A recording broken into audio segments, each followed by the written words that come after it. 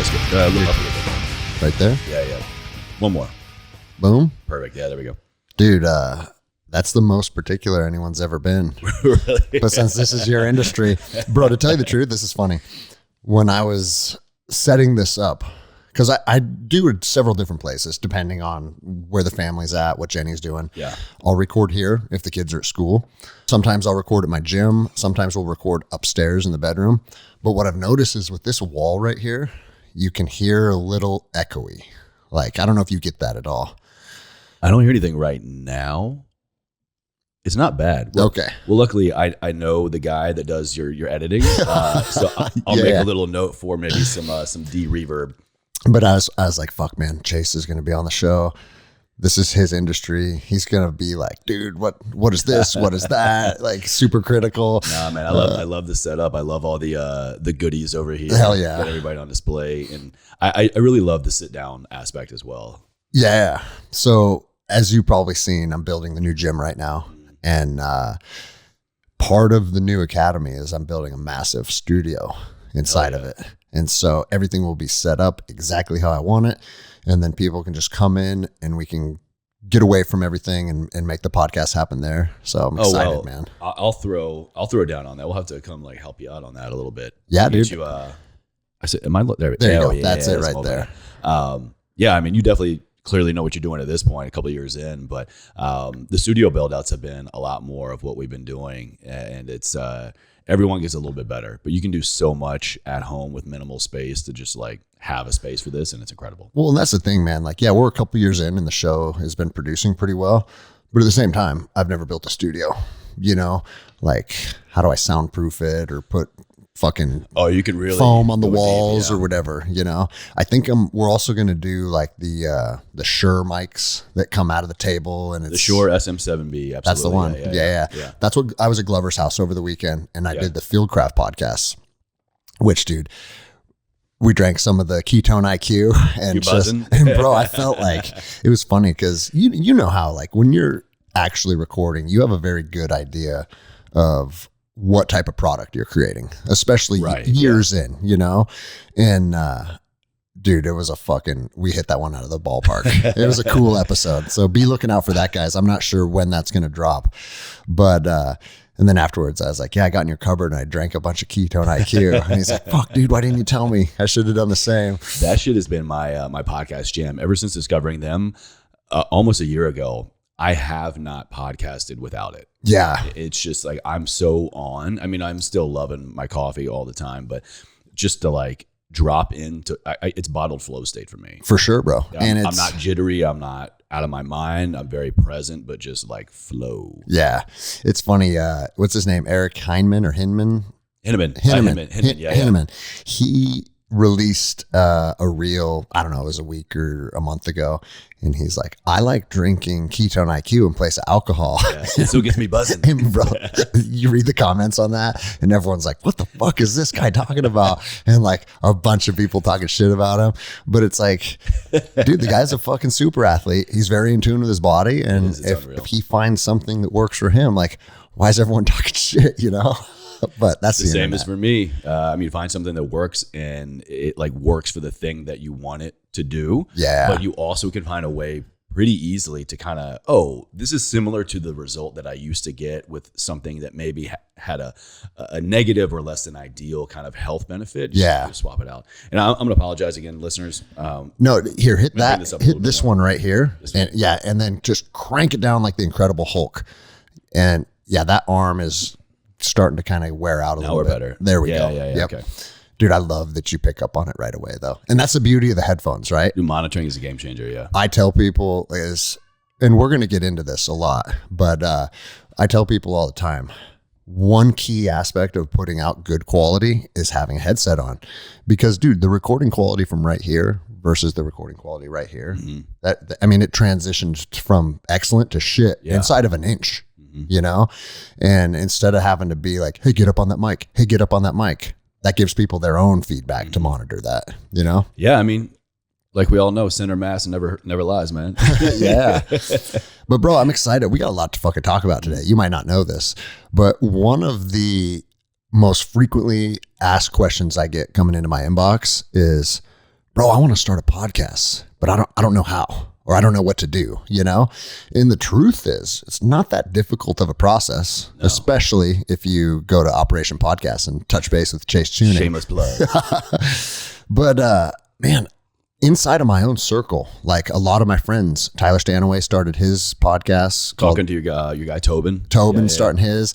And, you know, it's like Rogan says, it doesn't matter if you get 10 downloads or 10 million. If good people are putting out good messages that are available for people to consume, that's what it's all about. So anybody that's out there that's thinking about starting a podcast, do it. Do it fucking right now, because, you know, put on your tinfoil hat, but all the major media networks, they're bought and paid for. Oh yeah. And we're not getting authentic information anymore.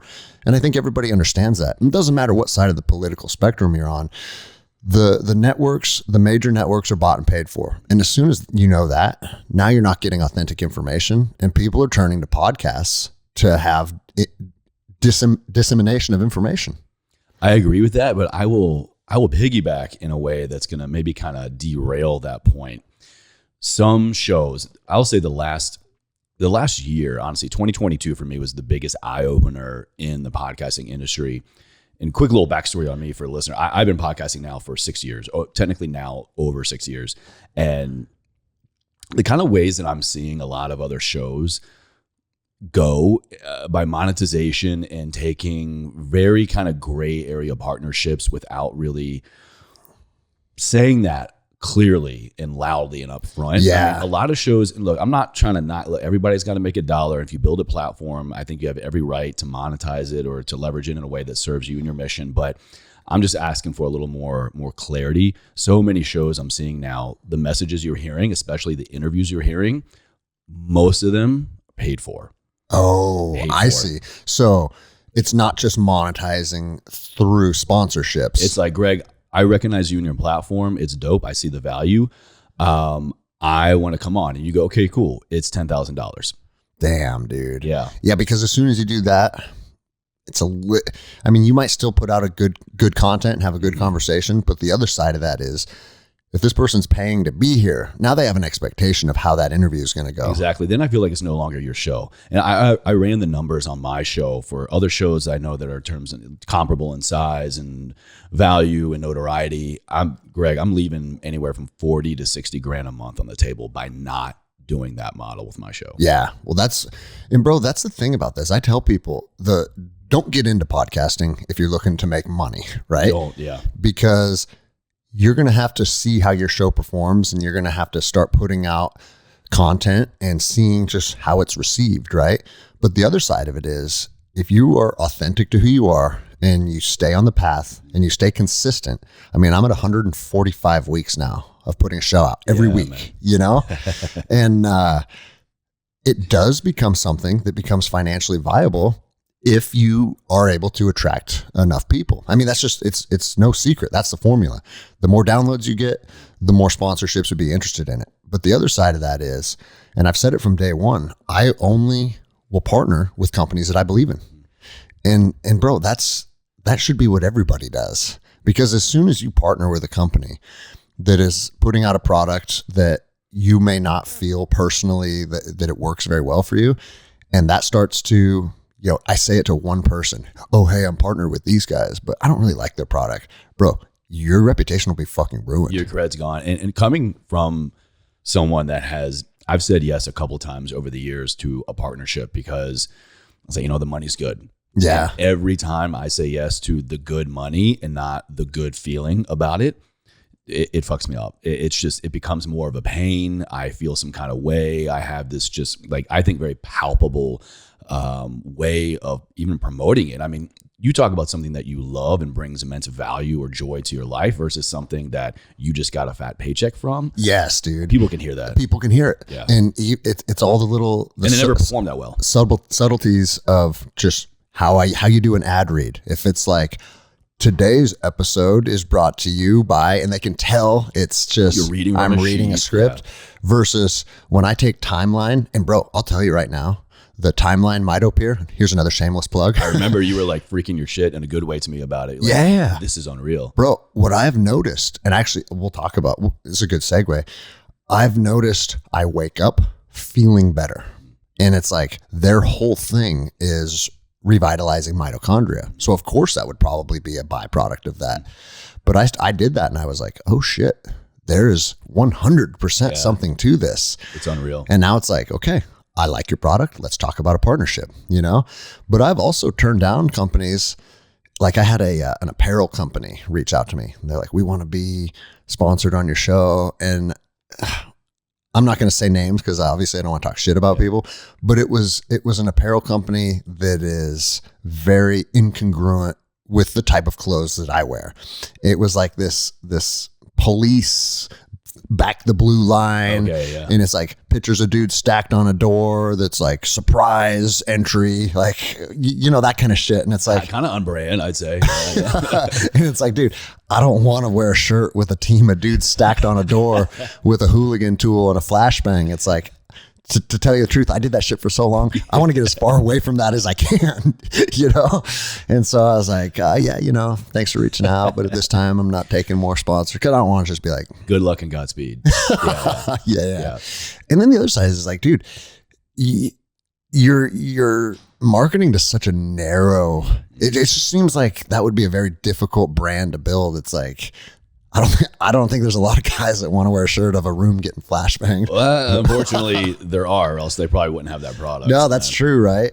And you see that with, you know, some of the military brands that are like super hua, you know? 2 scoops of hua. Yeah, and it's like, I don't want to be hua anymore. I did that shit, man. And even when I did, I didn't. Yeah, no, exactly, right? There's times when I'm like, fuck, man, my life is too hua. But yeah, bro, you know how I do the show. Let's go into your background and just kind of tell your story, and then we'll get into the podcasting aspect of it. And I think it'd be really cool for people to be able to use this episode as kind of a reference of, if I wanted to get into this industry, what does it look like? What are some steps? Yeah. What are some equipment, etc.? You know, I always get this kind of hesitation lately when people ask, you know, your story, your background, because I always wonder, all right, which version of myself am I going to share? Yeah. Because like you even kind of alluded to, we're going to get to the podcast stuff. So the background that I'm going to start with makes absolutely no sense to the life that I'm living right now. Of course, bro. But, you know, so is life. The path that we choose for very few of us, I think for very often, is the one that we stay on to a certain degree. It's actually funny timing right now, Greg. If my original, the background I'm going to share, if that original plan actually played out, about 4 months ago, I would be completing that chapter. I would have retired from the military. Okay, yeah. So my original plan, I was 17 years old, grew up in the middle of nowhere, Southwest Virginia. I had this long family history of military service. My dad was 101st Airborne, 11 Bravo. My uncle was a Marine. My grandfather was a World War II Army vet, you know, literally all the way back to, my dad traced it back to Civil War. And so it was a very interesting, intriguing, appealing concept of, hey, we serve. Did that almost feel like an obligation, or was it almost like this is what our family does? To my dad's credit, absolutely not. It was always presented as an option. Okay. Hey, you know what, Chase? I loved being in the military. He would have stayed in if he could have. He was a Persian Gulf vet, had a helicopter accident, fucked up his back. You know the scene in Black Hawk Down where Orlando Bloom is rappelling out of the Black Hawk and fast roping. He drops down. Yeah. He drops and like the helicopter drops and like he falls to the ground. Yep. Same thing happened to my dad. So he wound up actually having to have like reconstructive back surgery. He had the same spinal surgeon as Christopher Reeves actually. Okay. So he was medically discharged, but he's like, you know, if that wasn't the case, I would have stayed in. I loved it. It's great for the family, education benefits. And he was selling it by just telling his experience, but it was never, this is what we do, you're going to do it. For me, the deciding factor was, like I said, I grew up in the middle of nowhere, small town. We didn't really have a whole lot of money. And I remember this was the moment where I decided this is what I'm going to do. We were talking about options. I toured, visited a couple colleges, spoken with a recruiter, Air Force, Army, and it kind of came time. My dad was like, so what do you want to do? No matter what you want to do, I support your decision. If you want to go to college, I'll figure it out. I'll find a way. that was kind of his way of telling me, Chase, there is no college fund. Yeah, this is going to be tough. Yeah, this is going to be tough, but we believe in you. We want you to succeed. So if that's what you want to do, we'll figure it out. And I kind of just took that at the moment of, I don't want to be a burden at all to my family. And also, I didn't really know what I wanted to be at when I grew up. So why go dick around with something that I don't have clarity on? I wasn't like, I absolutely want to be a doctor. I want to be an engineer. I want to be whatever. So let me just go this route. And also the time, this is 2003. Yeah. The wars were raging at that point, both of them. Yeah. So we had a lot of incentives over our head. So I enlisted right away, 6 years. They dangled a $20,000 sign-up bonus over me. And I was like, 17 years old, 20 grand sounds pretty fucking good. Which after taxes and the payouts was years later, about $11,000. Your paychecks increased by $350 for 2 years or something. If that. We didn't even get it all at once. It was like years. Like 3 years over after AIT. My AIT was like a year long. Oh, shit. Yeah. So I was like, shit, I didn't get this money for a minute, man, but whatever. So that was my decision. I joined, and I loved my experience, and I went in as a 98 X-ray, wound up converting to a 35 Papa about halfway through. The Army was doing some restructuring, and so the 90 series converted into a 30 series. So what are the difference between those two? I'm not familiar with the nomenclatures. So that's all like the intel. So like your counterintelligence, your tactical, your strategic, your human intelligence, SIGINT, all the like intelligence gathering, and even counter intel, interrogators, we're all in kind of like that same category. And so I enlisted, and I took a couple of these aptitude tests, and they're basically like, hey, Chewning, you have enough smarts to kind of go do this other thing called language training, become a linguist. Still to this day, I have no idea how the fuck I passed that. It's about a 3-hour test of just made up sounds, shapes, noises. It's just made up languages all the time. And you have to, air quote here, decode them. And based on how you decode, they assign you a language. See, bro, like the military has a very strategic way of finding your strengths through these different tests, right? And, just like we were talking in my kitchen before we started recording, when I took the AFAST to go to flight school, that's the Army Flight Aptitude Screening Test, I walked out of the testing room and my wife was there, and I was like, well, I'm not being a pilot. Oh, I said the same thing. I was like, there goes the 20 grand. There's no way. I'm fucked. And I went and sat, and then they called my name, and the guy said, this is the top AFAS score we have ever seen come out of this facility. From you? Yeah. Yeah. That's why I was like, what? Dude, I'm a fucking knuckle dragging ranger with no college, Damn. And then I realized they're not looking for book smarts. They're looking for aptitude. Mm-hmm, like, does your brain hold the understanding of what we're looking for inside of our pilots? Are you teachable? Yes, we'll teach you all the details of being a pilot. You'll get that down at Fort Rucker. But are you predisposed to being what we want in our pilots? And I was fucking apparently like, but it's interesting. The same thing with you. It's like you walk down and you're like, well, fuck. I don't even know what I was thinking. I shit you not. I had to take Spanish summer school in high school. Dude, languages are like oil and water. I don't understand. I'm pretty sure when I told my teachers what I was doing, shout out Mrs. Clark. She was my high school Spanish teacher. She in her head, she probably goes, you sure? Yeah. You're going to go be a linguist, Chase. Right. So whatever the test was, it's called the D-Lab, the Defense Language Aptitude Battery. And based on how you score, if you're more like characters or visual or sound, they take it as, okay, you're more likely to be able to learn this type of language. Oh, I see. So however I scored, they're like, you are going to be good for Russian, which was weird for me at the time because this was 03, right? Height of OIF, OEF. I assumed I was going to get Arabic, Pashto, Farsi, something like that. Yeah, of course. Nope. I was like, why does the Army care about Russia right now? Well, we always care about Russia. Let me say that. They might fucking call you back right now, dude. I thought about it, man. I went through, so I had like the top level security clearance, SCI, TK, I think it is. I'm a little rusty. And then, kind of jumping ahead a little bit, I wound up getting medically retired actually due to injuries sustained during a pre-deployment training. So I don't even know if, I'm basically like stamped. Yeah. Do not use. Yeah. I was the same way when I got medically discharged. I tried. It's funny because the VA and the DOD are completely separate entities. And I'd go to the VA and say, hey, I got medically discharged, so let's assess these injuries. And they're like, you're healed, you're fine. You're healed to the point where you don't even rate a rating. And I was like, okay, well, that's good news. That means I can go back in. I go back to MEPS and they're like, nope, there's still a bunch of scarring on your retina. The chance of re-injury is high. You are no longer, you can't pass the screening. And I went back and forth several times and it's like, man, both you motherfuckers are telling me the opposite. Exactly. And neither one of it serves me the best, and it was frustrating. But again, just like you said 20 minutes ago, it's weird how life will dictate your path. And, had your path played out differently, you'd be retiring from the military right now. I would be. But bro, I was like 37, you can retire and start your next chapter of life. Yeah. That's nothing. But I mean, you jumped ahead and you said you ended up getting medically discharged. I think this is an important thing to say because there's a lot of people that don't even make it through boot camp. Yeah. And then their story is, oh, I went in and I was doing this and I was doing that.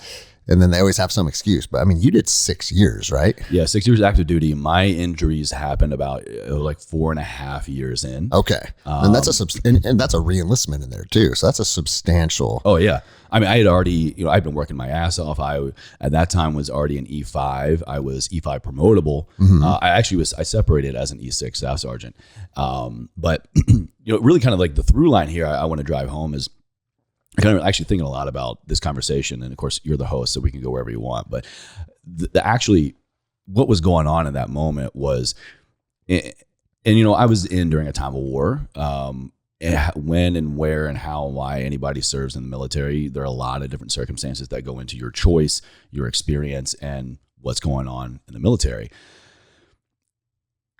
I'm actually very, very grateful that that deployment never happened because I in a lot of reflection and a lot of therapy and a lot of mental health work and growth over the years, I realized actually I would have been very unsafe, potentially unsafe, and a detriment to probably other people around me. The reason I was in pursuit of a deployment is because a couple of years before that, my father passed away. We already talked about how important he was in kind of this decision for me. My father and I were very, very, very close. And so when he passed, I really kind of just spiraled. And I was looking for any way to not feel that some kind of way anymore. Yeah. And I recognized, I'll never forget, man. You remember when you go through every year, you have your birthday month checklist, right? So for those of you who don't know, once a year in the military, it's just like a checklist. You got to go do life, admin life, update insurance, paperwork, life insurance, health insurance, all this stuff. Like you have to write like your own funeral details. Yeah. Yeah. So like, we had to pick our pallbearers and shit like that, dude. I don't remember that. Maybe I was in another place, but I do remember the same thing. Getting very kind of morbid. Yeah. But also in the morbidity, I saw an out, and it was at that time because of being at war. The Army at least upped from $200,000 to $400,000 for the life insurance policy. And it immediately clicked in my head, being a poor boy from Southwest Virginia. Oh, if I die, my family is going to get this chunk of money, and that's going to be security, and that's going to be good for them because my father just recently passed away. The caretaker, the man of the family is gone. And that also kind of solidified in me the path that I tried to go down in seeking deployments. Yeah. I was like, I want out. I don't care if I live anymore. I am ready to go out on the battlefield. I was never suicidal or wanted to take my own life, but I recognized I am in the most dangerous job in the world.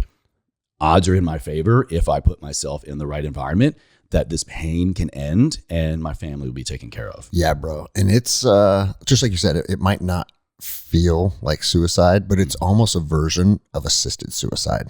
You're giving up on living. And I think that is a very, very slippery path. And bro, like, it's funny you say that because I found myself in a very similar situation. And it wasn't that I was like when I was deploying all the time, and Ramadi 04 and 05 were my toughest deployments. I shouldn't say toughest, I loved them, but the hardest when it came to confronting danger on a regular basis. And it got to the point where I was just like, I'm definitely dying on this deployment. Wow. And to the point where it's like, I don't really care about my safety anymore.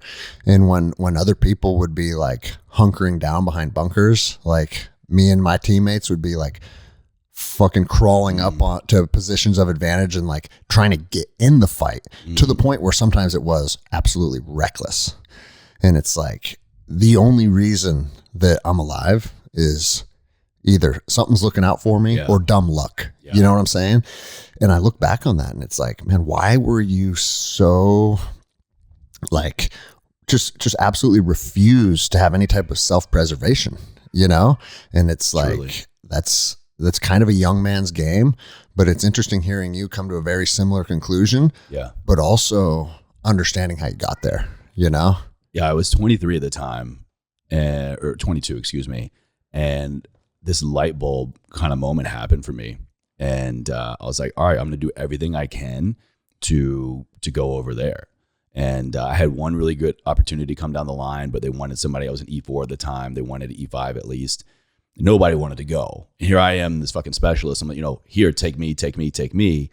And they waited and waited. Eventually got the E5. So I was like, okay, cool. Lesson learned. I'm going to go get promoted. So that was really my catalyst for why I did everything I could, went to every promotion board, got all my points, did all this shit to get promoted, because I equated that to my out. Yeah. Thing I really wanted. And this next opportunity was coming down the line. It was looking more promising. And I was going on these trainings and doing all the pre-deployment war game training I could. And it was in one of those where I wound up, I was team leader, squad leader, excuse me. And I was leading an ambush on the Op4. We're in this just sticks lane in the middle of nowhere, desert training in Texas. So I was leading this ambush against the fake enemy. And just in the heat of it, I just literally popped up the wrong direction. My body went, part of my back was going one way, the rest of my body was going another way. Just like the speed and the force and the direction was just all working against me. And as fast as I popped up to lead the assault, I was down. I heard and felt this pop. I literally thought, I was like, fuck, is this a live fire? I thought I got shot. I went down the back of my leg, wound up my hamstring tore. It was this pop that I heard and like the sensation. And then like my L4 and L5, my lower back kind of went like one way, kind of twisted one way, and my back went another way. We're in full battle rattle, all this shit. Yeah. And so I got medevaced out of there, and next thing I know, they're like, yeah, you're not going anywhere. So, and ultimately those injuries compounded into much larger problems with my back and my hips, that I had to get both of my hips completely reconstructed. Fuck, man. Yeah. So one instance of just improper movement, tore a hamstring and popped your back out of alignment at the same time. Like my back kind of basically like had like some severe like kind of torsion. Okay. So my spine, I was, I'm in body armor, all this shit. And so just like the wrong speed, the wrong direction, my body, I just snapped my shit up. So then moving forward, were you just basically out of alignment? And that's what caused issues in the hips? Rush rehab, got re-injured. And then I was on, against my profile at the time, I was on this like, I think it was like an 11-mile ruck march, and I just like crashed. That's when like my hips just gave out, and that's when they realized like you're supposed to have a lot of room in your hip socket, your femurs. Mm-hmm. Both of mine actually were completely just like I chewed through all cartilage. So just bone on bone. Bone on bone. I was dying. I was in so much pain. So how old were you then? 22. That's fucked, man. So they yanked me out of that roster. Also, not only that, but my entire unit transplanted me to what's called the WTU, Warrior Transition Unit, at Brooke Army Medical Center, Fort Sam Houston, Texas.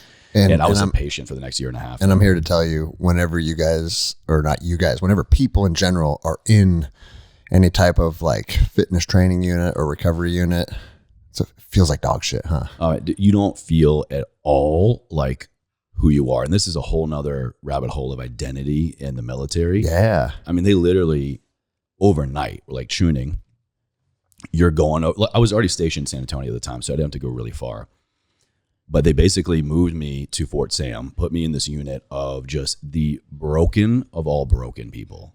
Not to downplay them. I mean, very seriously, these were a lot of guys who were in, my shoes, but also coming back from theater. Multiple arms, limbs missing, head to toe. Oh, so you're living with the dudes that went out there and did the mission and got fucked up. Yeah. And then in your mind, are you just like, and I just fell down during a road march? Basically, yeah. I'm like, I was in pursuit of what you just came back from. And look, I do want to give myself credit's not the right word, like grace really. what I went through really did suck. Yeah, to be course, 22 and to be a patient in and out of hospital and rehab for months and months and months. Like I had to rehabilitate twice to learn how to walk. And I've got scars going from the top of my quad to the top of my ass where they surgically cut into me, remove my femur, reconstruct it, put it back in. And I've got 2 rods in both femur heads to keep it there. And so what I went through really did suck. But then when I'm looking, I'm in wheelchairing up to formation whenever I did have a formation. And I look around and I'm like, fuck, like that guy's missing both of his legs. She's got 3rd-degree burns over probably most of her body. Like I was humbled very quickly. And I was very much put in the space of somebody always has it worse than you. For sure.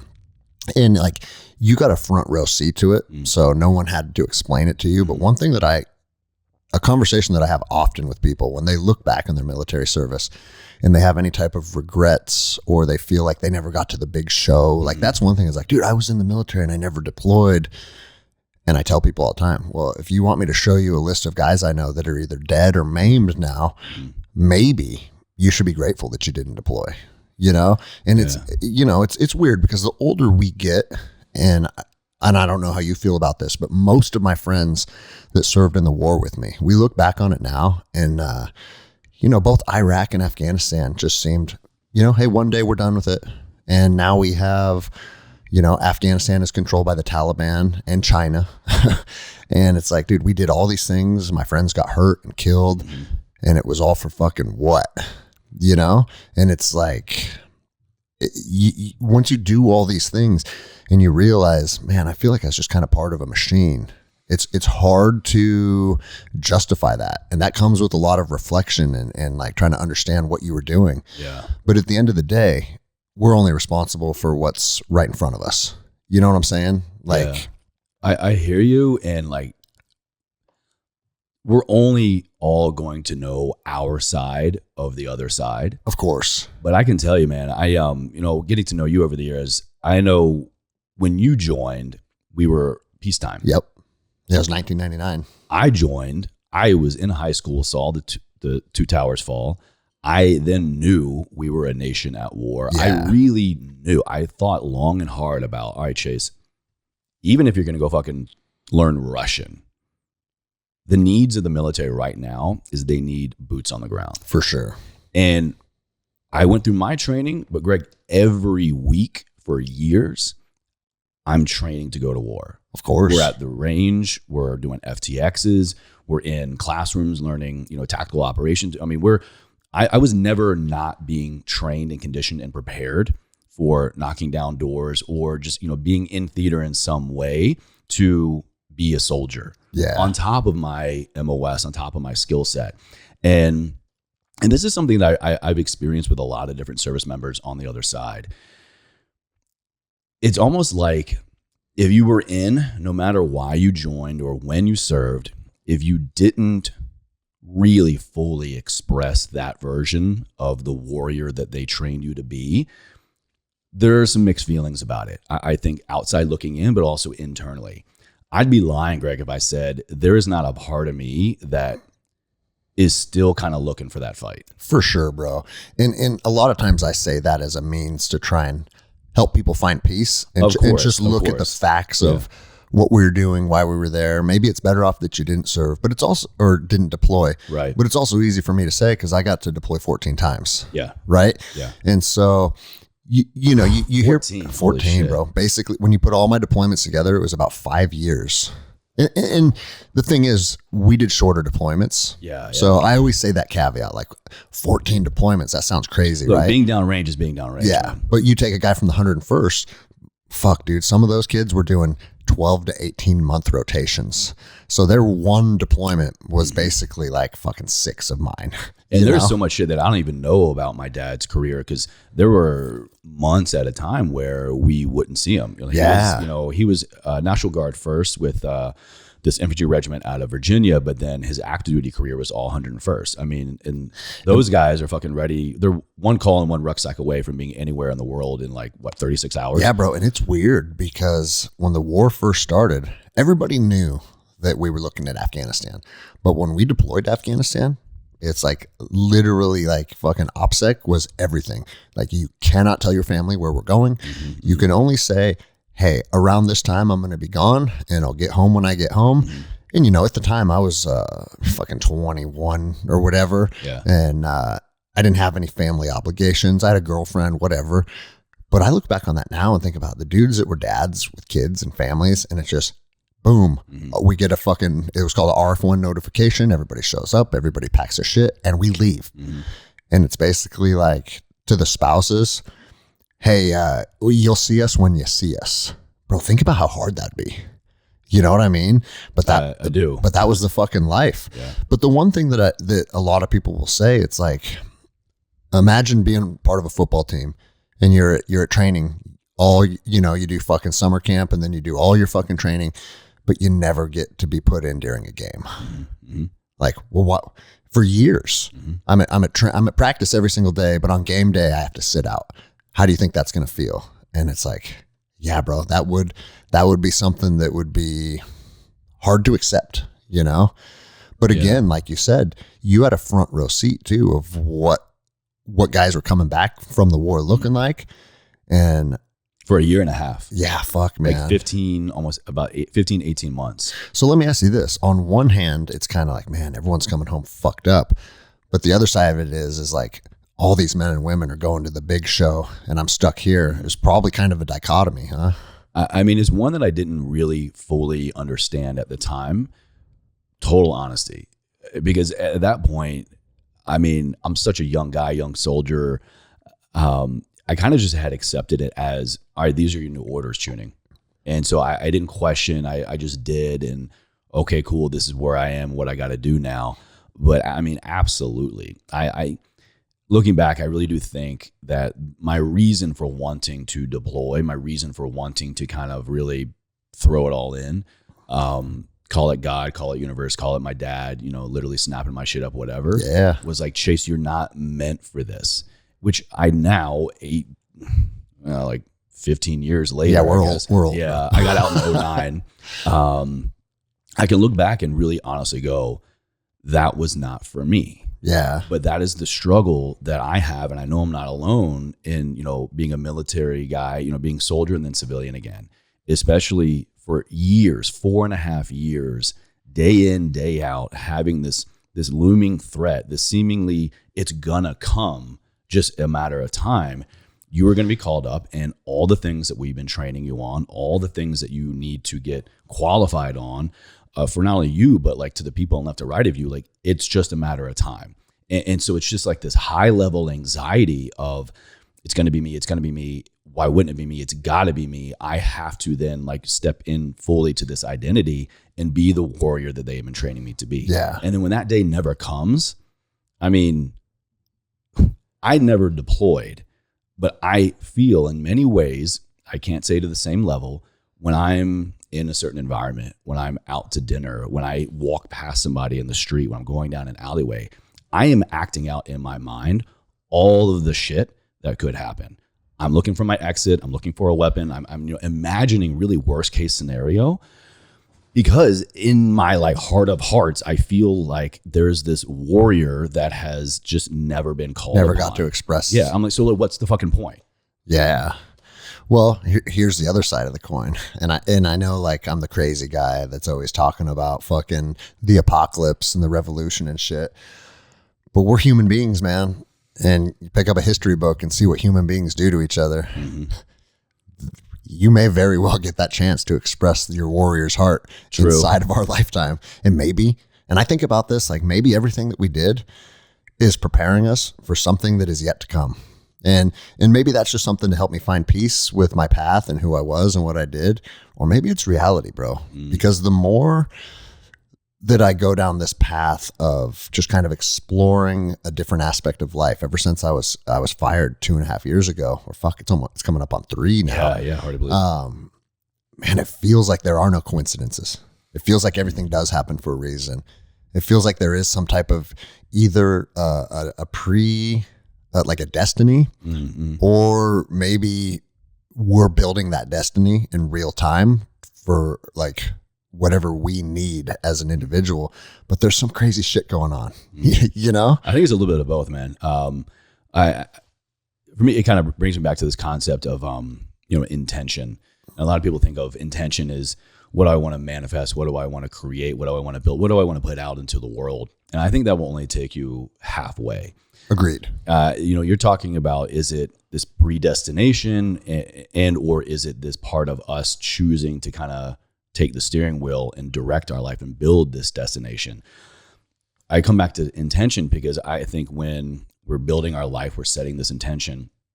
It really has to be this magic spot of, I'm going to get really clear, crystal clear on a very realistic goal, and I'm going to work towards it. But at the same time, I have to have this level of awareness to know when to surrender to what actually needs to happen. Yes. It's this blend of, I'm going to build my path, but I'm also not going to be naive or egotistical or blind enough to get in my own way of the path. Yeah. So my path needs to merge with the path. And I think that's really what I'm kind of hearing what you talk about. And now reflecting back, that's absolutely what happened, but we don't know that shit when we're on the other side of it. Bro, I think that was articulated almost perfectly. My path has to blend with the path, right? Because once you're congruent with, again, God, universe, whatever the fuck we want to call it, that's when shit starts happening.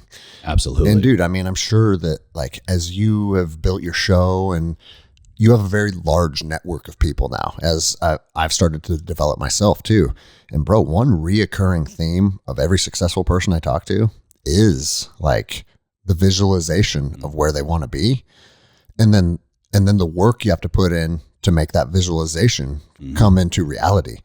But it's funny because a lot of people think like that the visualization side of things or the manifestation side of things is like woo-woo hippie crystal bullshit.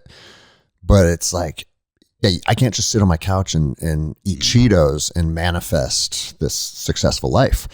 The manifestation you have to put the work into manifesting. And then the next step is the action to follow that manifestation. And bro, there's something to it. I think our manifestations walk amongst us all the time. We just don't know it. How the hell are we going to know what is the path for us if we don't know what we're looking for? Yeah. If we're just sitting on our ass, if we're being just so here and now and me and I'm making my own path, when the actual path comes before you, it's just going to keep going by you. Yeah. And I realize that, again, a lot of hindsight here, when you look back on coulda, shoulda, woulda, oh, that was a missed opportunity. Oh, that was the lifeline. Oh, this, oh, that. And so now it's really kind of understanding that cool, like life may not go my way, but I'm still going to put myself on my way as much as possible. And then whatever comes down the line, if I'm always acting out of integrity, Army Corps value there. Hell yeah. Acting out of integrity, then how can I ever go wrong? If I'm moving down the line and life comes from the left and I'm so aware of where I'm going and why, I'm going to go then to the left because that's now the new path. Yeah. I'm not going to dig my heels in and just, fuck off. You have to have this level of clear, realistic goal setting and clarity of what you want for your life.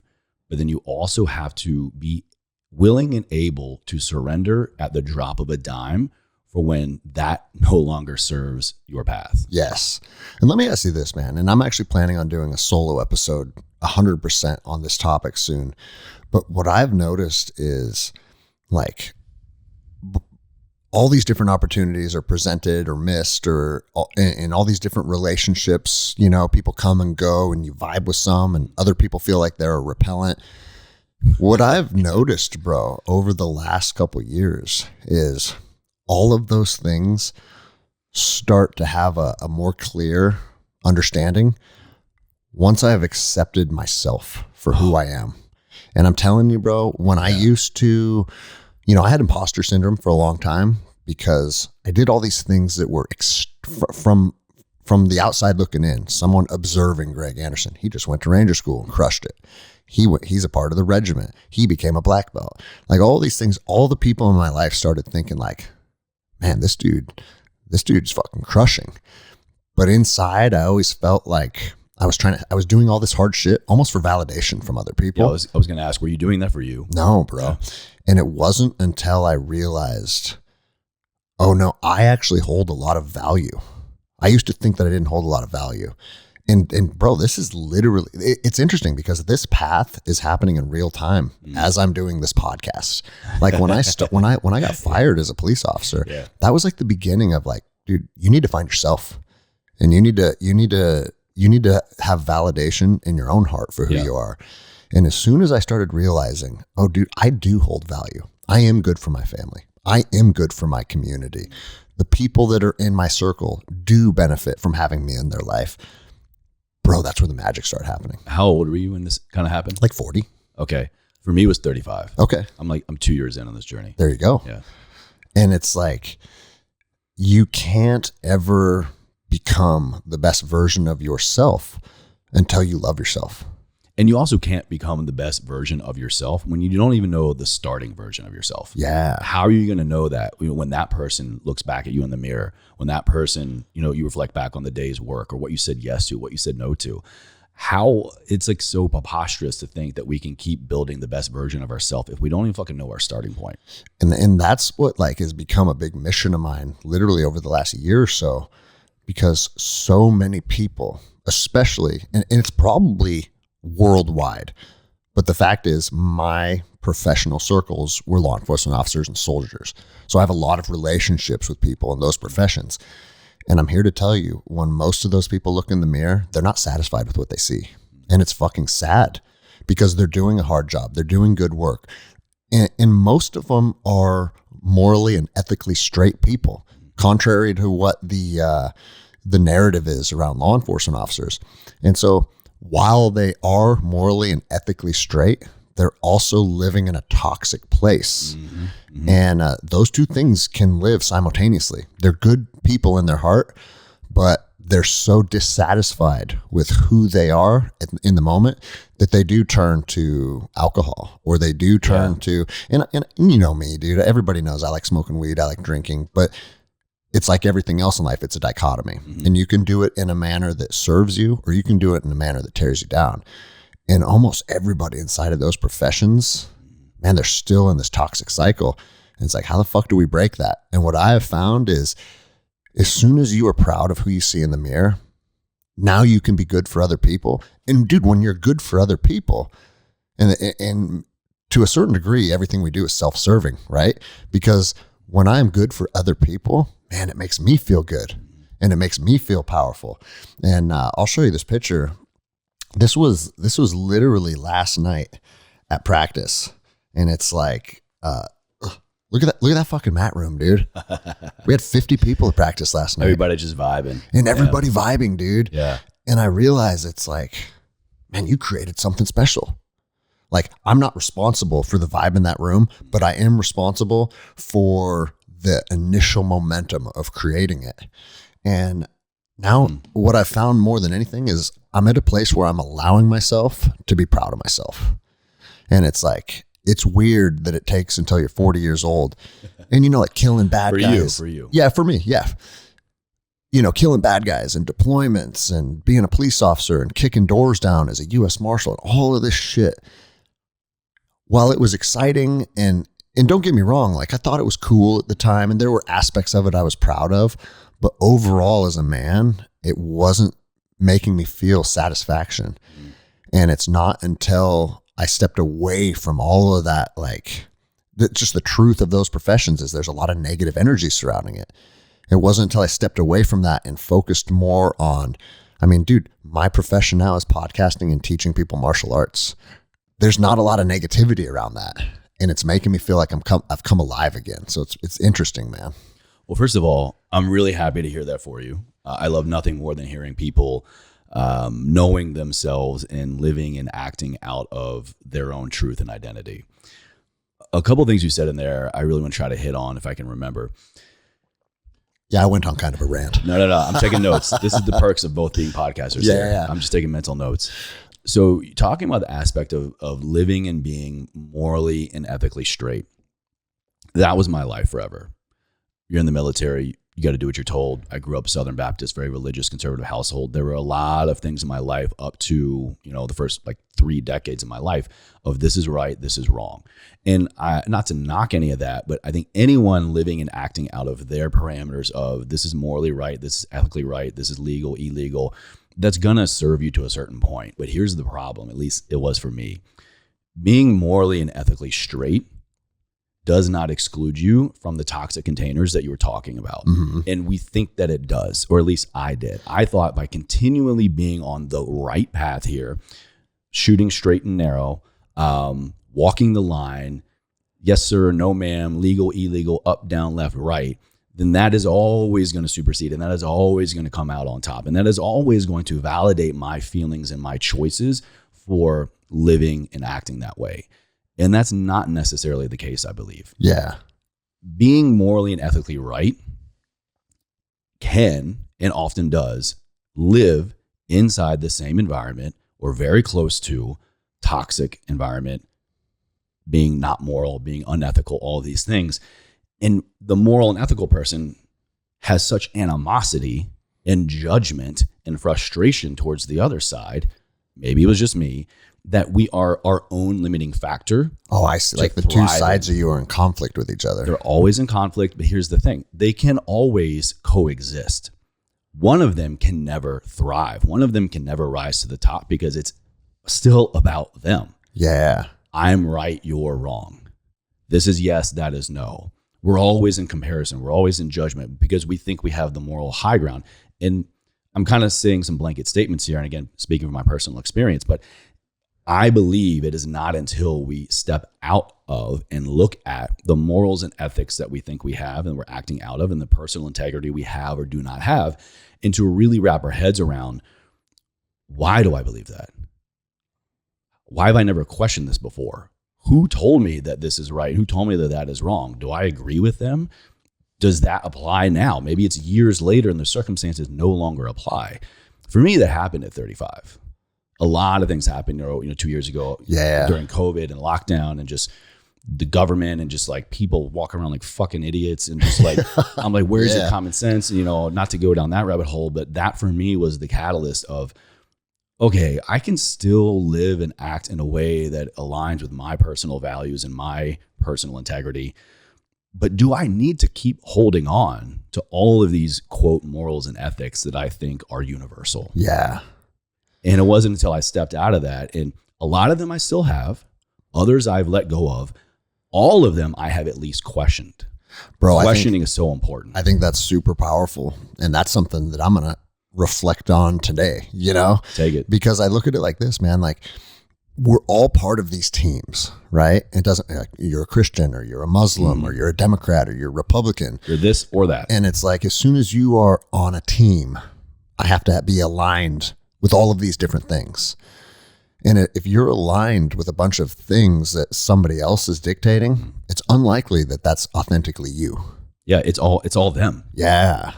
And I actually think that's one of the biggest problems in society right now is that we all find this exterior alignment. Mm-hmm. And what are we really doing that for?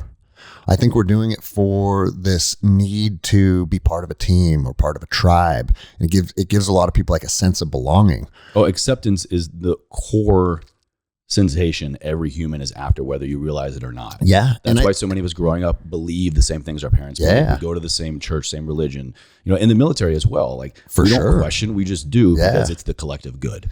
But I also think, and I always joke, I can't go one episode without talking about jiu-jitsu, right? But like you saw that picture, there's 50 people on the mats. What I've found is the mat room gives you that sense of belonging, that sense of camaraderie, that sense of tribe, but while simultaneously allowing a lot of different personalities to thrive under the same roof. Mm-hmm. And that is one reason it's so powerful, because you can find people that accept you, that support you, that love you, that want to share space with you, while simultaneously holding very different values. Mm-hmm. And to me, that's where the magic comes alive. Because if you just like, oh, I'm a MAGA Republican and I love everything that the right says, which, and everybody knows I lean that way. I'm a conservative. But at the same time is if you allow yourself to think that that's the only good, man, then you find yourself in an echo chamber. Mm-hmm. And if you're in an echo chamber, good luck finding growth, you know? There's this reference I like to make when this kind of stuff comes up. Have you seen the movie World War Z? Brad Pitt? Yeah. Okay. Where the zombies can run. Yeah. Like, fuck, man. Since the beginning of zombie movies, Night of the Living Dead, zombies are slow. And then this fucking movie, they can sprint faster than me. They flipped it on its head, yeah. So the part of the movie that I love that I think is so applicable here, do you remember the scene when they go to, I believe it's Israel, and Israel, or somewhere I think in the Middle East, they've built a wall around the city and they have safety there. Yes. And the only reason that happened is because they had in place a policy, no matter what their governing body is discussing, if they are all in unison, they all agree, yes, this is the way, one person always has to disagree. Yeah. And if it wasn't for that guy in that role, I know this is a fictitious whatever, but the principle still applies here. If everyone around you, even you, is agreeing to the same thing for so long, how are you ever going to have a different perspective? For sure, bro. And so in that case, even though he maybe didn't necessarily agree with it, just for argument's sake of y'all are going this way, we're going to go that way, that actually led to, I mean, spoiler alert, eventually kind of fucked up, but like for a while, and that's the point I'm trying to make here is that why do we always agree? Why do we always say the same thing, do the same thing, believe the same thing for so long? There might be validity in that and it still might serve you, but without questioning it periodically in certain life circumstances, certain, different ages, different timelines, you won't really know. Then we're just acting out of repetition, acting out of familiarity, acting out of safety and security. What's wrong with just questioning, why did I do this? Why do I believe that? It doesn't mean you're giving up. It doesn't mean you're like literally questioning life. It just means, hey, let me check in on my values. Let me check in on my environment. Let me check in on my home. Let me check in on society as much as possible. Yeah, man. And maybe it's just a byproduct of the age groups the ages that we are now. But I feel like, man, when we were a kid, if you were a Democrat or a Republican, people didn't hate each other over that. I don't think so. No, I don't remember that. I don't remember that either, man. And like, again, like right after 9/11, it's like nobody cared what color your skin was. Nobody cared what religion you were. Like, I guess Islam had a lot of hate cast on it. And I've talked about that on the show before because I was guilty of that, But you have to grow and reflect and get past that stuff. Well, the same point here, like you maybe had preconceived notions or casting judgment against a religious group because of what we just witnessed. Exactly. We were all attacked. So that the lesson there would have been, the moment would have been, why do I feel this way? Yeah. Question, why do I feel some kind of way or hatred or, even just, uncertainty around this type of person? Is it because everyone else is doing that? And do I really believe that? Yeah. So, there's the moments in time we all have these opportunities just to question things that we pass over. And bro, I told this story a couple episodes ago, but I'd like to share it with you too. Is like, I was just down in Arizona at the Crystal and Gem Show. And there was a booth that was being ran by an Afghan man. Full Afghani attire, the man dress, the headwear, everything. And I was standing like 20 feet away looking at this guy, fully understanding that he was Afghani. And I remember thinking like, man, 20 years ago, I would have hated that guy. Wow. You're having this inner monologue. Yeah, I'm looking at it. Wow. And I said, and now I hold no animosity to him. He's here. This is his job. He's living his life. I'm living my life. And I had all these thoughts before I walked over. And as soon as I walked over, he looks up and he goes, "Oh, look at your two beautiful daughters." He goes, "Please let me give them one gift each. And it is from me to celebrate what beautiful daughters you have." Wow. And bro, it almost made me start crying because he has no fucking idea. Yeah, he has no the idea monologue that just went through my head. But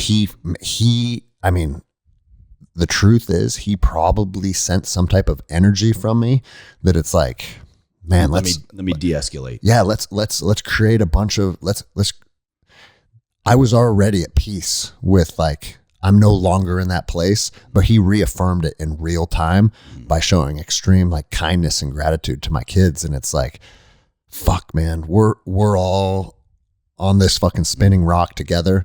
and there's good people and there's shitty people in every religion, in every culture, in every political spectrum.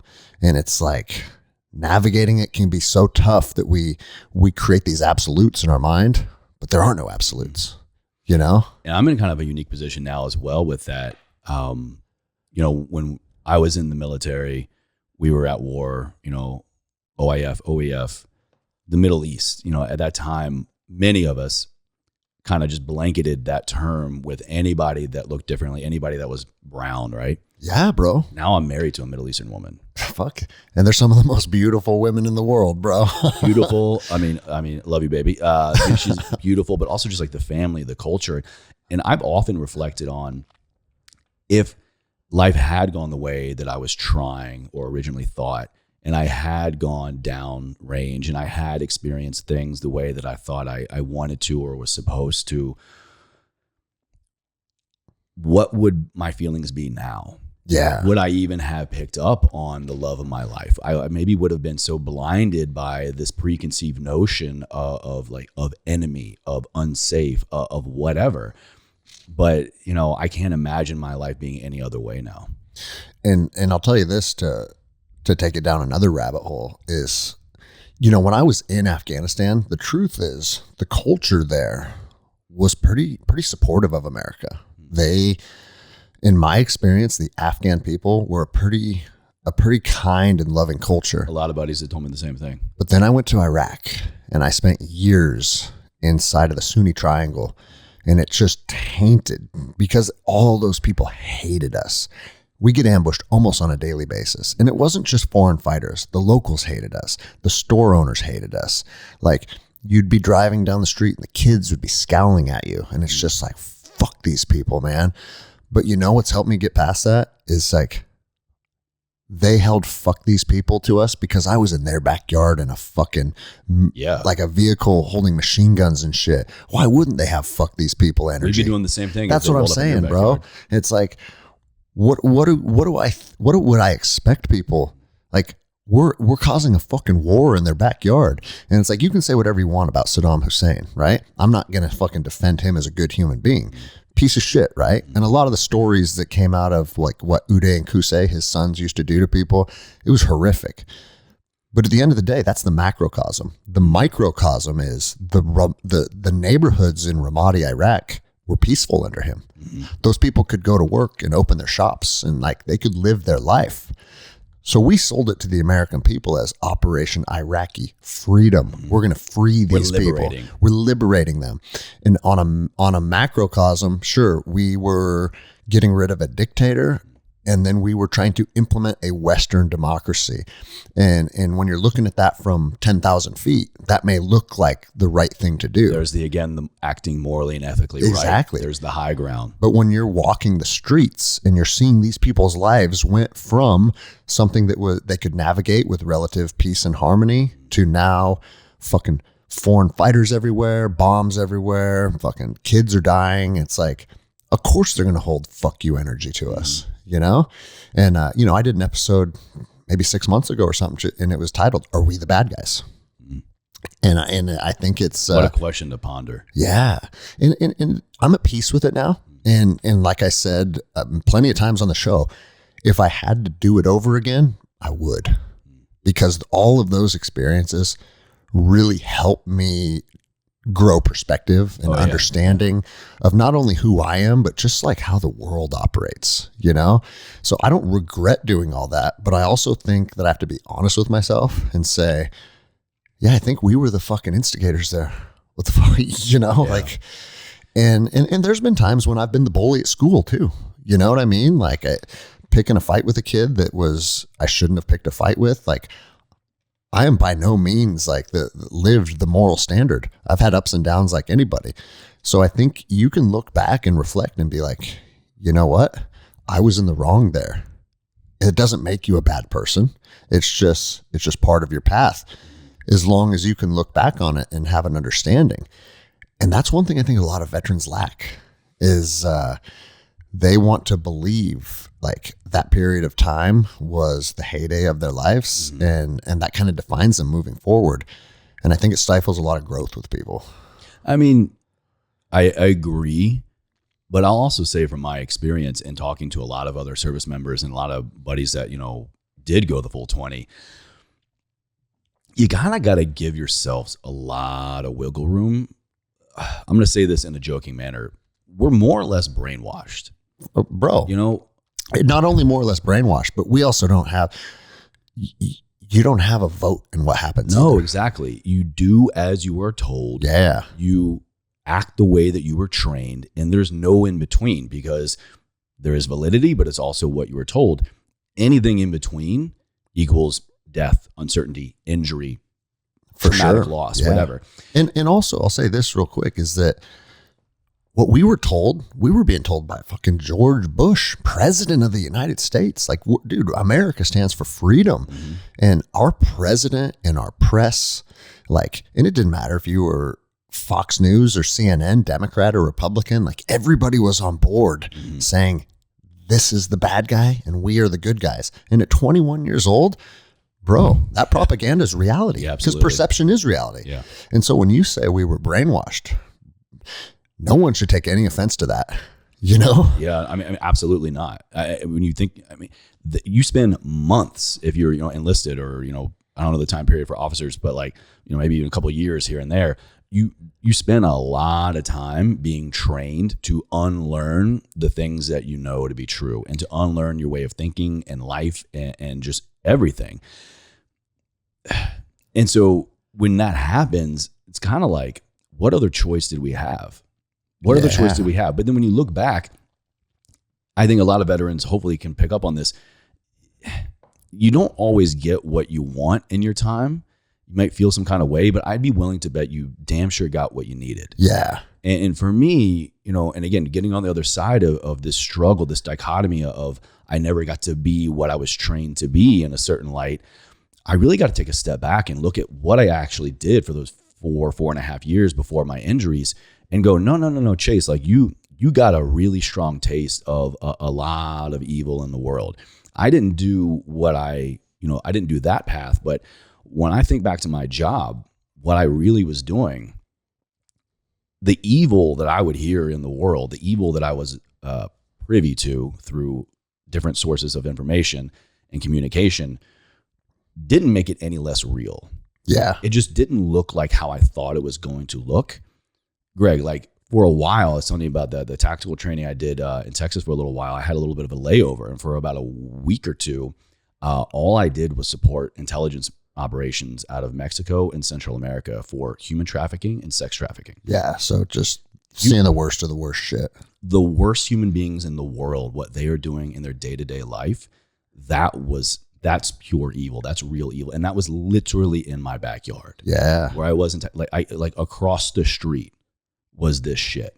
And so living in my real world at the time, living and operating under this, but then knowing there's this whole other world going on was even this other big level pool. But I didn't get what I wanted. I got what I needed. I got the experience of being called to action in the way that I was meant to be called to action. And now I have this incredible experience to reflect back on and extract all the lessons that I need and want out of it now. Yeah. And dude, I think that's actually a good thing to bring up, because I've been sitting here for the last hour saying being critical of some of the things we did in the military, or, saying, were we the bad guys? But we also did fight pure evil at times. Absolutely. And like you said, the things that you were exposed to on the intel side of the house, the things that you'd have to see or hear, there is evil. And there was a lot of evil in the Middle East too. And ISIS, sure, we may have went over there. We may have created a power vacuum. We may have foundationally been responsible for some of the things that occurred, but there's also evil fucking human beings that took advantage of an opportunity to start to push their agenda. And you remember the rise of ISIS, burning people alive and killing, fucking executing women and children, the most vile shit you could ever do. And I know all that would come through our line. Yeah. All that would come through our line. It didn't matter if, the mission we were running, or the intelligence we were supporting, all of that came through what we were doing. And so to witness that, not the version you see on CNN, not the version you see even on the fucking under, black market or whatever, black internet or whatever. The real live leak. Yeah. That was like the raw shit. Well, there's a raw version. Or even the shit coming back from firsthand accounts. Oh, from like SSE and shit. Yeah. Was that the right acronym? What people would collect? I'm talking about from like the guys that were like running these missions that would come back, and like I would physically be in the presence of them and see some things that they were exposed to and not necessarily directly involved with, but like, hey, this was my enemy. Yeah. This is what they were doing. And so, fuck, man, maybe everything works out how it's supposed to, because we did create a power vacuum, but it also brought to light a lot of motherfuckers that I, to this day, would gladly exterminate off of the face of planet Earth. Like, bro, what ISIS did to people, man. And I have a lot of buddies that were in the unit and that were in the regiment and that were like over there in Syria, fucking boots on the ground dealing with these people. And it's something that most of us can't even wrap our fucking heads around. Yeah. And that's the dilemma here, the dichotomy we keep talking about. When you're in, a part of you feels like it's only a matter of time before I get called on to do this thing that I've been trained to do. And you always want it. You always feel like it's coming. You feel like you have to have it in order to match this standard by their standard or your own standard. But then on the other side of it, the guys that do sometimes wish that you didn't. Yeah. And so it's, I wish I was you. You wish you were me. How do we kind of come in the middle? Well, it's the grass is always greener shit. Yeah. Well, in this case, the grass is always bloodier. But bro, like it's funny because like on one hand, like you look at them and you think about how vile they are. And they were, I remember this video that I saw where they were teaching children CQB, but instead of having paper targets, they had prisoners tied to chairs in the bedrooms. And you had 9, 10, 11-year-old kids learning to clear rooms and getting real world kills during training repetitions, right? And it's like, what the fuck, dude, right? And so like, how do you expect that 9-year-old boy to turn into anything other than just an absolute violent savage, But then I think back to Ranger School, bro. Like, and I remember the NCO's name standing on top. I won't fucking say it, but standing on top of the, what do we used to call them? The like raised wooden platforms where the colonel or the sergeant major would stand on top of to address everybody, right? Like on a parade field, they'd have like a raised platform. Oh yeah, that had a name. I think it had a name. Like every change of command, all that stuff. Yeah. And I remember this fucking he was at E7, and there was like 100 Rangers around him, right? And the chant was, "We're gonna rape, kill, pillage, and burn. We're gonna rape, kill, pillage, and burn. Ranger!" Just screaming it over and over and over. And you got this fucking energy that's just alive with fucking 100 men feeling fucking fired up. And it's like, go take a step back to the brainwashing statement, right? Yeah. Why are we going to rape and pillage and burn? Like, we're the good guys, right? Exactly. That's why we're going to do all these things to them, because that's what they're doing to everybody else. So how are we any different? Like, exactly, bro. Fuck, dude. So we went on this big rabbit hole down the military, which is good though, because we have so many listeners that are first responders that are military. Anytime I talk about this stuff, I think it really helps people just assess their own life and take inventory on the shit that they've been going through. But once you said 35 was the age when you started to have an understanding of yourself, and having one of the key things you keyed in on that I said was being proud of who you are. What was that step? What was that journey like? Once you're like, dude, I'm starting to feel pretty good about where I'm at, who I am. Yeah. And now I'm fucking moving forward. One thing I want to say real quick to kind of wrap up that last portion. If the listener got nothing else out of it, is really, especially as a first responder in the military, if your role is potentially being in harm's way, never discredit the war someone might already be fighting before they ever get to the front lines. And that was exactly my case, really being in such a poor mental health state that the war was waging in my mind. And again, I want to give a lot of credit to the way things did not go, because again, if I did, I might have gotten what I thought I needed or wanted, but also I potentially could have cost the life or injury of another human being. Yeah. And so there are wars we are all fighting long before we ever actually get called to arms. And I think that's really unique in the military and first responders and stuff like that. So, well bro, I'll say this too, because I've learned a lot over the last couple of years that we attribute these wars in our minds and PTS issues and shit to those professions. But the more I connect with people, it feels like almost everybody is in that state to some degree. And here's the thing, man. I served OIF, OEF era. I am one of the only people I know. If this is you, hit me up. I have diagnosed PTSD and suffered a TBI from non-deployments. Yeah, you know what I'm saying? And there's a lot of people that are not even in the military that are dealing with that kind of stuff, you know? Or even fucking like, they say even high school football players show a high amount of CTE. And it used to be like PTSD and TBI. And now they're starting to realize they're basically one and the same. Yep. You know, mental health and mental illness, even from like a traumatic injury or actual metabolic illness, mental illness, really kind of finding one and the same. If anybody's really interested in this work, check out, I recently had him on Everforward Radio, Dr. Chris Palmer, his book, The Brain Energy Theory or Brain Energy. Literally rewriting the narrative of all the stuff you're talking about and how it's really there's a through line here that either we're not fully acknowledging or is being dismissed. Yeah. And you see behavior in combat sports athletes that mirrors soldiers, you know, like a lot of NFL players. Like what was the guy's name that started Sitka gear? He was former NFL, I believe. I don't know. Yeah, he was. And then he sold Sitka and started Kuyu, another hunting brand. And then he killed himself. And everybody was like, dude, this dude built 2 massive companies and was doing awesome.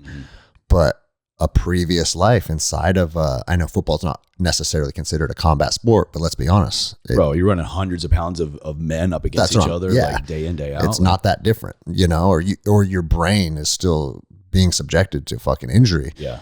And you see that occurring at a pretty high rate with those guys. So it's like, you know, like my circles are first responders and military, but when you take a step outside, man, there's so many people that are going through a very, very similar thing. And it's like, I think it's just part of the life experiences. You come into this world and you have to go through a massive amount of trauma and a massive amount of adversity. And that's literally what this journey is about, is figuring out how to fucking navigate through all this shit and come out on the other side. And, you know, society downplays it. And I think to our own fault, we downplay it so much in our lives, you know, kind of getting to your other question of, you know, like at 35, how did I kind of get to this point now of my new identity, knowing who I was, even being proud of myself. For years, I diminished a lot of the stuff we're talking about. I don't have the right to feel this way, to feel the level to which I do about the things that happen in my life, because everybody else, in at least my military career or so many other people, had it way worse. Yeah. I downplayed the traumatic events, big T, little t, in my life, so much so they just began to snowball and become much larger problems. I went years undiagnosed PTSD around the death of my father. And I just thought it was, oh, look, everybody experiences a loss. Everybody, you know, it's going to have a loved one die kind of thing. I need to get over it. I disrespected, honestly, in a way, I'm kind of thinking about this out loud now.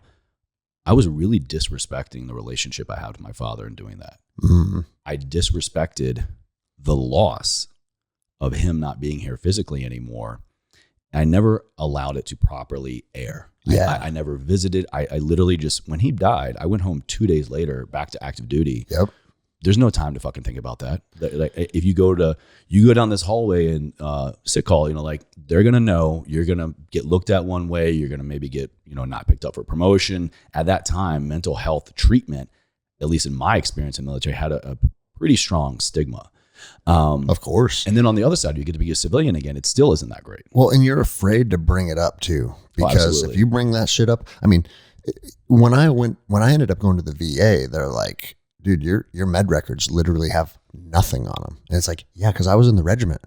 If you went to sick call, you were a shitbag. So you sucked it up and suck it up and drive on. How many times were you told that, you know? Every fucking day. Every fucking day, right? Yeah.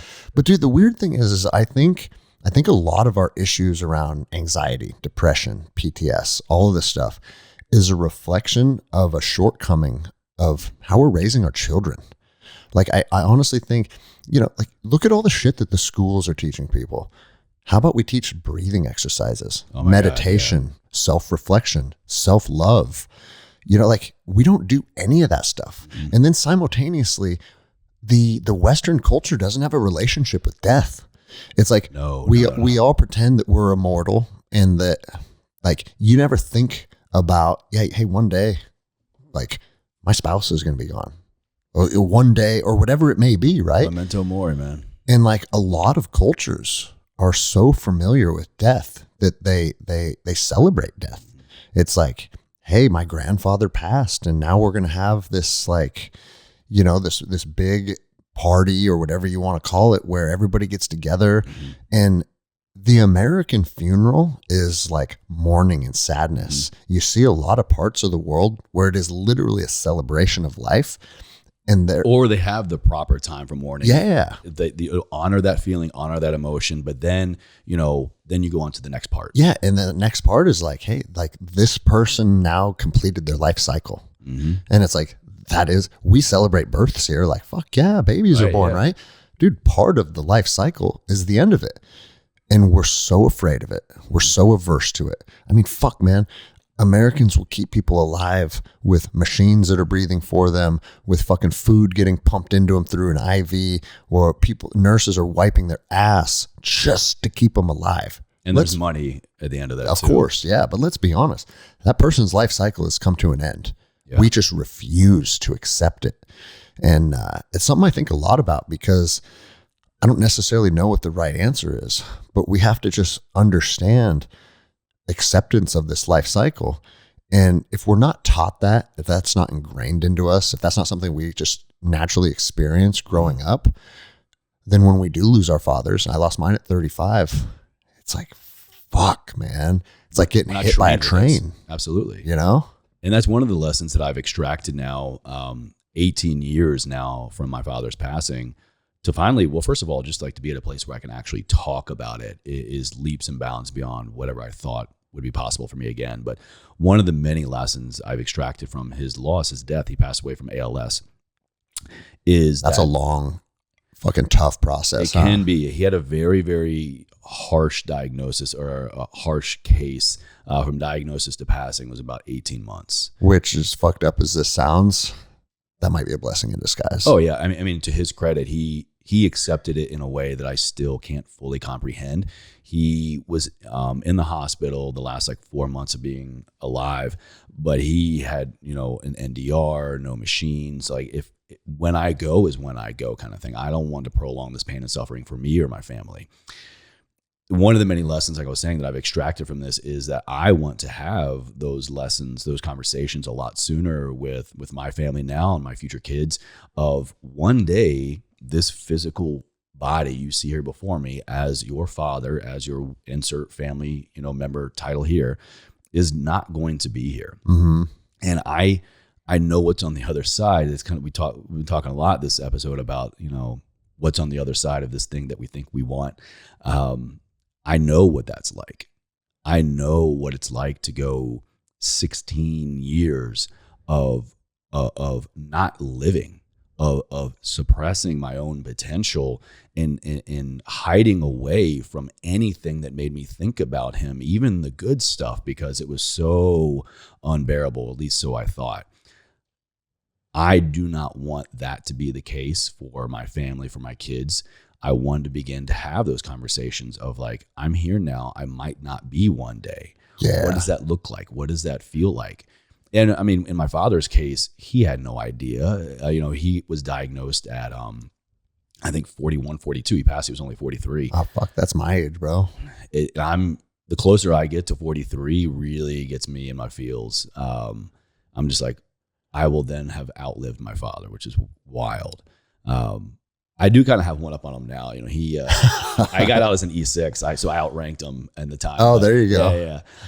But you know, it's just one of those things that, you know, life didn't go how I planned or how I wanted, but it's up to me to sit with what did happen, what is happening, and detach myself as much as possible so that I can really question and learn and sit with and feel what is in alignment with me, and what do I need to lean into, and what do I need to learn from for my sake, but so that I can then take that and apply it to not only the rest of my life, but to the people around me.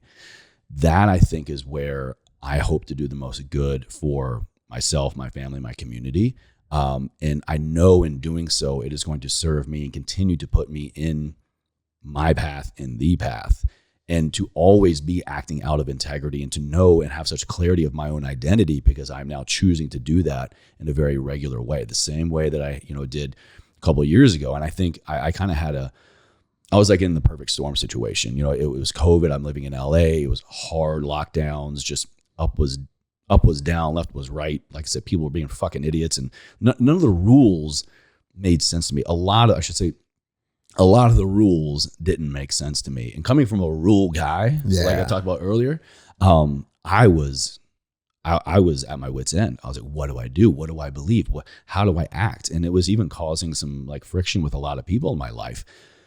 And so realizing that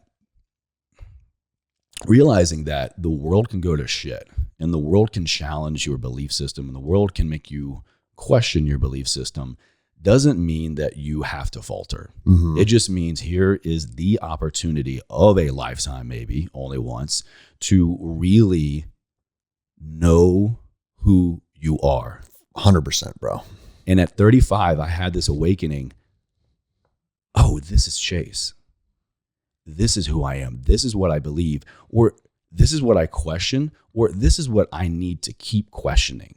I may not have a hard yes or a hard no right now, but for the first time in my life, I'm going to sit in the middle, because it's unfair to me or anybody else to point fingers, to cast judgment, or to even say one way or the other. And remember, like, and you know, I'm thinking about this in real time as we're discussing it, because that period of time had a massive impact on me as well. Like you said, I was 35, I was 40. Maybe maybe it had nothing to do with the age of who we were as men.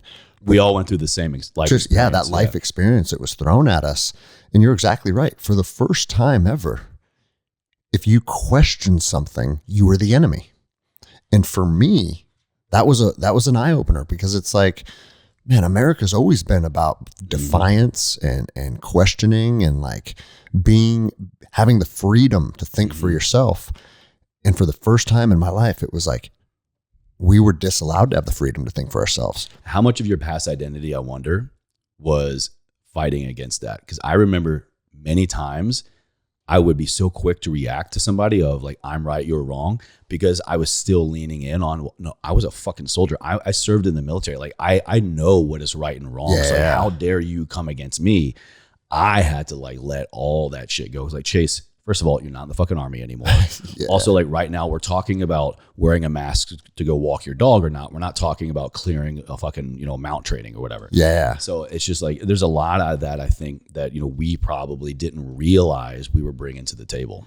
But it also, I mean, fuck, man, it might have been a blessing in disguise though, because when we're told what to do for so long, and then we're being told what to do in like every aspect of our lives, it almost made us say like, oh, you know what? Like I've been being told what to do my whole life. Oh yeah. And for the first time ever, this doesn't make sense. That was it for me. Whereas people that didn't come from a background where everything was dress, and you're going to be here at this time, and this is your uniform, and your boots are going to look like this, and your face is going to look like this. Like it may have been the first time in their life where they're like, hey, this is what you need to do. And instead of being more defiant, they're actually more compliant. And bro, like so many people just accepted everything for what it was. And it was interesting, because it's like the people that came from our type of backgrounds seem to be the ones that are like, wait a minute. Yeah. Wait a minute. You know, like you had all these actors and musicians and everybody that's like, no, just do what you're told. I mean, the biggest one for me that was just ironic as fuck was Rage Against the Machine. That band was like, do what you're told. No, I totally missed. They got on board? Yes, bro. And it's like, motherfucker, when I was 18, we were screaming, fuck you, I won't do what you tell me. And now you're saying, lights out guerrilla radio, motherfucker. Not like lights on, bask on, you know? Yeah, exactly. And it was like, bro, we're in a weird time because most people are choosing the path of compliance. And here's the deal, man. Like, again, we don't need to get into who was right and who was wrong and the vaccine and the mask and shit. But in the foundation of it, why weren't more people just willing to say, hold on a second, what the fuck is going on? You know? And it's, again, I think it comes down to most people that were just living a comfortable life and doing them. And they had the perception that the government had their best interests in mind. And here's another thing, maybe another blessing in disguise. When you're inside of the government, you see a lot of flaws. And that's the fucking understatement of the year, right? Yeah, if people only knew. If people only knew, man. Like, I have seen more money wasted than you could imagine. And just the amount of rounds I have shot off just because we couldn't bring them back. The amount of like money bro, has been just I've told the story before, dude. I've thrown a whole pallet of hand grenades. They're like, hey, take your team and throw. I mean, I don't know what a whole pallet of hand grenades is, but we're throwing frags for hours. Which is dope when you're doing it. But well, it's dope when you're doing it for the first 10 minutes. And then it becomes a chore, right? I remember we had that similar experience with AT4s. But blowing up bro, tanks. we call them spendex. Yeah. And it's like, how many times have you heard this? We need to expend everything in our training budget. Otherwise, we won't get as large of a training budget next year. And I heard that in the Marshal Service. I heard that in the military. Every federal entity. Dude, the end of the fiscal year, we got to burn through all of this stuff. Once it comes to September, October, people lose their shit. And it's like, dude, this is taxpayers' dollars.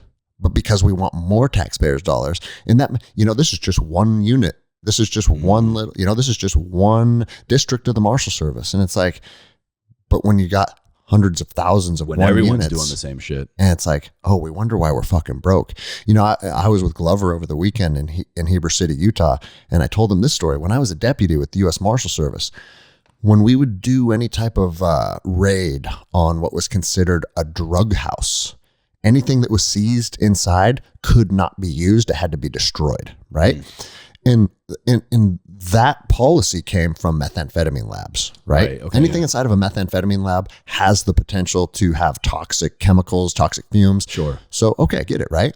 So we did this raid, and I'm embarrassed to fucking say this now almost, but it was a marijuana grow up, right? This massive warehouse they were growing marijuana. Marijuana is a fucking plant. It is not toxic, right? Regardless of what you think about smoking it personally, what it does to you, what it doesn't do to you, it's not going to permeate fucking pieces of equipment. Inside of this warehouse, there was 100 like worn winches, like brand new in the box, right? Nice brand new winches. Like the shit you put on front of a Jeep. Exactly. Yeah. And then a bunch of mahogany baby cribs, like beautiful baby cribs. And I don't even remember if the equipment had anything. It must have been associated with the case. Otherwise, we wouldn't have been able to do this. But they're like, pull out all the cribs and all the winches. And they brought in an excavator and with the bucket smashed it all into pieces. And they said, yeah, we can't not like donate to families. No, we can't reallocate any of this stuff because policy says this was inside of a drug related lab. And therefore, it has to be destroyed. And it's like, bro, Compton's right down the street. How many fucking families could use a brand new mahogany baby crib? Nope. What if we just took lunch for an hour and just left the garage door? Yeah, right? Yeah. And it's like, dude, the federal government puts up blocks in front of themselves in every fucking stage. And it's like, dude, nobody can think outside of the box. And it's like, if we would just go fucking, dude, you could seize that stuff and resell it. If you're worried about fucking money or whatever, nope, fucking destroy it all. And it's like every single fucking agency or entity that I've ever worked for is just absolutely fiscally irresponsible. So here we are. And shit like that, I mean, that's a hell of an example, but shit like that is really what I was coming up against amongst a lot of things during that time. And in pursuit of really trying to figure out, why does this make sense? Why doesn't that make sense? I kept coming back to, what's the common denominator here? What's the through line? It's me. If I have a problem with all these other things going on, if I deem this to be right or wrong, objectively, I'm the only one here in my mind having this conversation. If I were to remove myself, how would it look to somebody else? And so the concept of self was one that I really leaned into, and I began to realize how much fucking ego and my own preconceived notions and my own beliefs and my own ideas and experiences were compiling and compounding into not only what I viewed, what was going on with COVID, but just literally every aspect of my life. Yeah. How much of me, I is in the judgment and decision-making I'm casting and choosing in my life. And so once I was able to kind of really work on that, I realized how shackled I was choosing to keep myself. Yeah. And the only person keeping the chains on, the tether to that ball and chain, was me. And so once I kind of decided that, like, I don't want that anymore. I want to just live in some ambiguity. I want to question things. I want to detach me as much as possible. I mean, not only did it help my relationship with the rest of the world, but also it was the most healing thing I could have done to work on all of these things that I've been talking about that led me to believe the things that I believed. Yeah. Such as, finally seeking treatment and getting consistent, regular mental health help for a lot of things, particularly this then finally diagnosed PTSD, going through that treatment. And then once you have an experience to where this weight in your life gets lifted, even for just a moment, and you get a taste of what hope looks like and feels like, and who you can be, be, it shows you the shadows in every other aspect of your life. And so it's this incredible experience I've had now for a couple of years of going through really, really intense self-work, but also mental health work, therapy, psychotherapy, psychedelic assisted psychotherapy, and working on me. Did I realize how much of them was actually pretty fucking good? I was the one that was out here making his own rules, saying yes or no. But then also to kind of have that aspect of healing and being able to move on in my life, but really move on knowing who I am, or in pursuit of continuously getting to know who I am, has been just like, you don't think this shit's real. Yeah. No, I like what you said about having a glimpse of like what good feels like or what good looks like. Because I say it on the show all the time. When I was going through like pretty bad bouts of depression, one thing that my therapist said is like, I want you to think of depression as like a rain cloud above you, right? And when you're in the middle of a storm, you don't see the out because it's dark. You're surrounded by darkness. You're surrounded by the fucking storm. But once you get a glimpse of the clouds breaking and the sun shining down and how that feels, once that's happened a time or two, you know that that's potentially there. And so it's like, all right, next time you find yourself in that storm, now you know. Eventually, I'm going to find a break in the clouds. And finding that break in the clouds isn't necessarily just waiting for the clouds to break. Sometimes you have to play an active role. Probably most times, you have to play an active role in that. That's the best part, man. Like, here's the kicker. You can choose to break the cloud sometimes. Yeah. And so, but once you know that, like, I'm to a point now where I feel like because I went through a bunch of that shit too, man, like therapy and depression, suicidal ideations. And I feel like I'm to the place now where it's like, I'm not immune to that. And I did an episode on it called like The Darkness Returns. Cause like, dude, I spiraled hard in one day. I spiraled hard as fuck. That's real, man. Like 6 months ago. Yeah. But now that I know, okay, this is a moment in time, and I know some tools and some procedures that'll help me navigate through that, or not even necessarily tools or procedures, just an understanding of who I am. Oh, exactly. You know, it's like, okay, this fucking sucks. I feel these crazy fucking emotions. I was even standing on a balcony thinking you could revisit this old you and throw yourself off. And I was like, what the fuck? No, check it out. Get control of yourself. Once you've went through those a time or two, I think you can navigate it a lot more easy. Oh yeah. The ones that I am worried about the most are the guys that are in that storm for the first time. Because when you're in that storm, and I'm sure that you'll agree with me, man, you think it's endless. Mm-hmm. There is no way out. And that is what inevitably drives people to taking their own life, because it's like, I remember it like yesterday. Dude, if this is what life feels like now, I don't want to be part of it anymore. That's a fucking scary place to arrive at, you know? Two of my, I call them brothers, two of like the closest relationships I had in the military. That's exactly, almost like verbatim, the last words I ever heard them speak before they wound up taking their own lives. Fuck, man. This is the storm that has been following me, or I'm stepping into now. Both of them really, really struggled with transition from active duty to civilian life again. And quite literally verbatim, the last words were kind of like what you just said. And bro, this, like, I've lost 6 teammates. Six. Fuck, dude. And this is all in the last 5 years. It wasn't like, hey, we got home from the war and I'm all fucked up and I'm sad that I killed people and I saw a bunch of violent shit. I can't handle it. In my experience, it's usually around that 10-year mark, and it's less.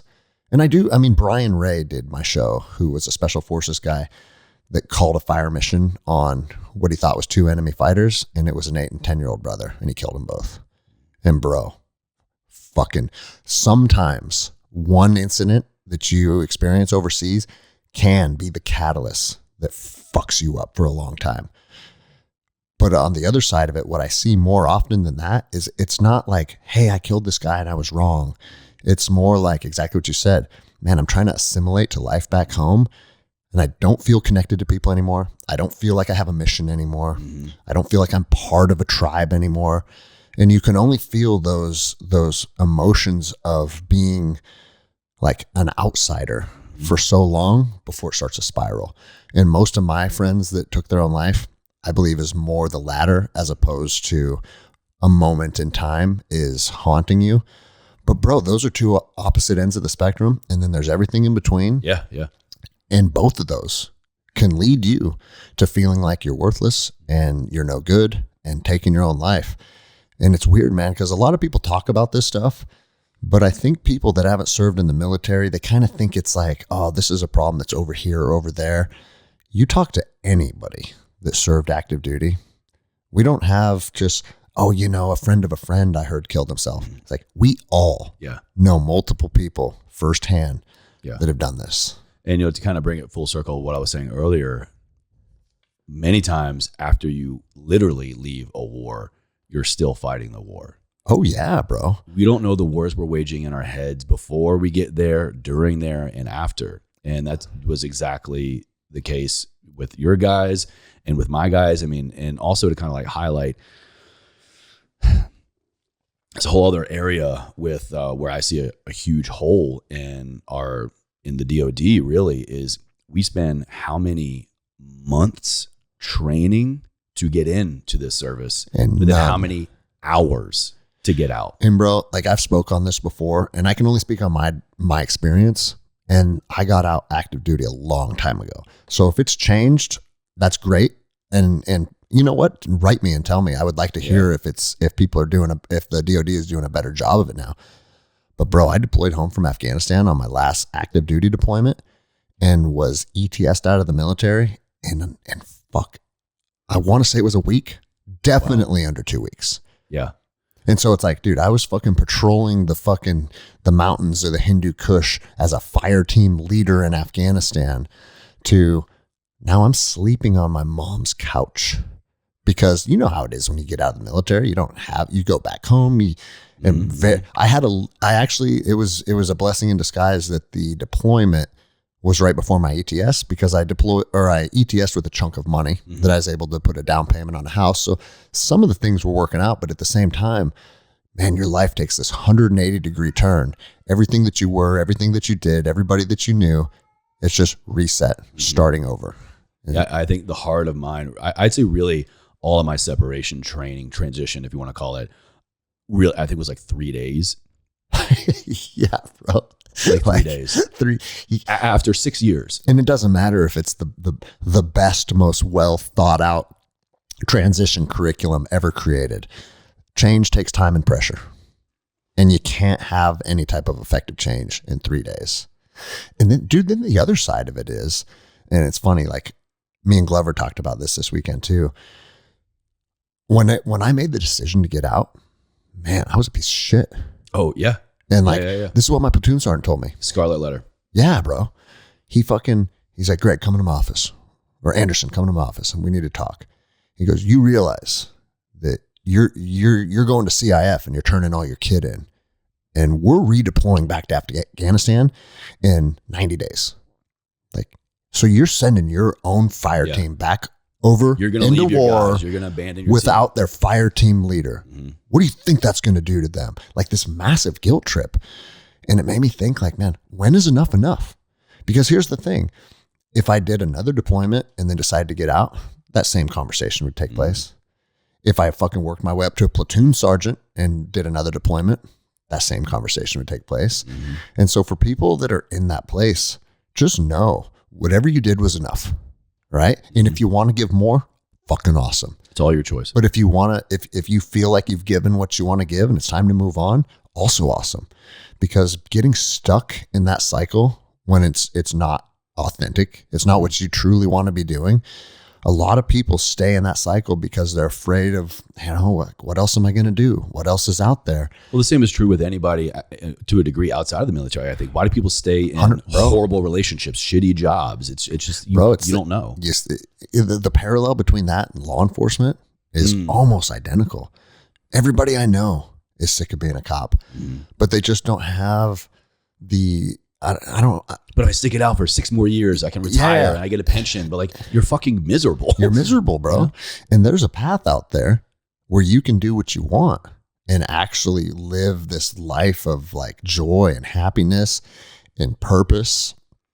And bro, it doesn't have to, I think a lot of people get caught up, especially from our backgrounds, is like being high speed, doing high speed shit, having the cool gear, being operational. And bro, I'm the happiest I've ever been teaching people jiu-jitsu and sitting down and recording with friends. And it's like, you can build whatever fucking path you want. But people just have this limited self-belief because, it's just inherent in our culture. You go to school, then you go to college, then you get a job, and you do that job for 30 years, and then you retire. Mm-hmm. And bro, I'm gonna butcher this because I saw it on a reel, and it wasn't a guy that I follow. You know how like reels will just randomly propagate, right? But he said, hey, they did like a study over like a 30-year period where they took 100 people from graduating high school age to retirement age. Of those people, I think it was like 30% of them died, right? So now you have 70 people that have completed this study. Out of the 70, they talked about different like retirement plans, savings, and all this stuff. 4 people out of the 100 had what was considered a suitable amount of money to live post-retirement. Wow. So dude, we're selling everybody this dream about retirement. But when you consider inflation and all the different things that can happen, it's like, there's a very, very, very, I think they said there's a 4% success rate in being able to retire with an adequate amount of money. Yeah, you're always playing catch up. So we're always playing catch up, but we sell people this fucking dream, or we sell people this life of like be on the grind, and you got a 401k and you got benefits and all this shit, and everybody is exiting that fucking lifestyle, and they're not satisfied with who they are and what they have. And so it's like our fucking podcast motto. No one's coming to save you. Yeah. And if you don't fucking take the reins and fuck Social Security, build your own retirement plan, save your own money, invest in real estate, do things that are going to serve you. And don't fucking, if your retirement if your 401k or Social Security fucking is a little extra buffer that helps you out along the way, great. Take it, absolutely. But if you're going to rely on all the shit that the government or these big corporations are promising you, statistically, it's not going to work out. So now what? And to your point of like really knowing who you are in the process, like I personally do not believe you will ever be happy until you know who you are. Well, and bro, like part of knowing who you are is fulfilling your own destiny and your own dreams. Because there's one of two things you're going to do with your time. You're going to build your empire or you're going to build somebody else's. Absolutely. And I don't want to build Jeff Bezos' empire driving a fucking truck around delivering packages the whole time, you know? And that's not a knock on Amazon drivers if that's what you're doing. But just know it's some phase in your life. And again, in your 20s and your 30s, you're probably going to be building somebody else's empire. Yeah, sure. Yeah. You have to develop the life experience and the understanding and the growth. But man, I think it's important for people. And I think, you know, mid to late 30s, early 40s, that's when it's time to start fucking standing on your own feet. And there's a million different ways to do it. It's never too late. You know, anyone watching, listening to this, like this is your wake up call or your reminder. This is your wake up call to question, do I know who I am? And if the answer to that is I don't know or a hard no, that is okay. Yeah. There might be some uncertainty, some fear, some anxiety around that, but that's the most important question I think we could ever ask ourselves.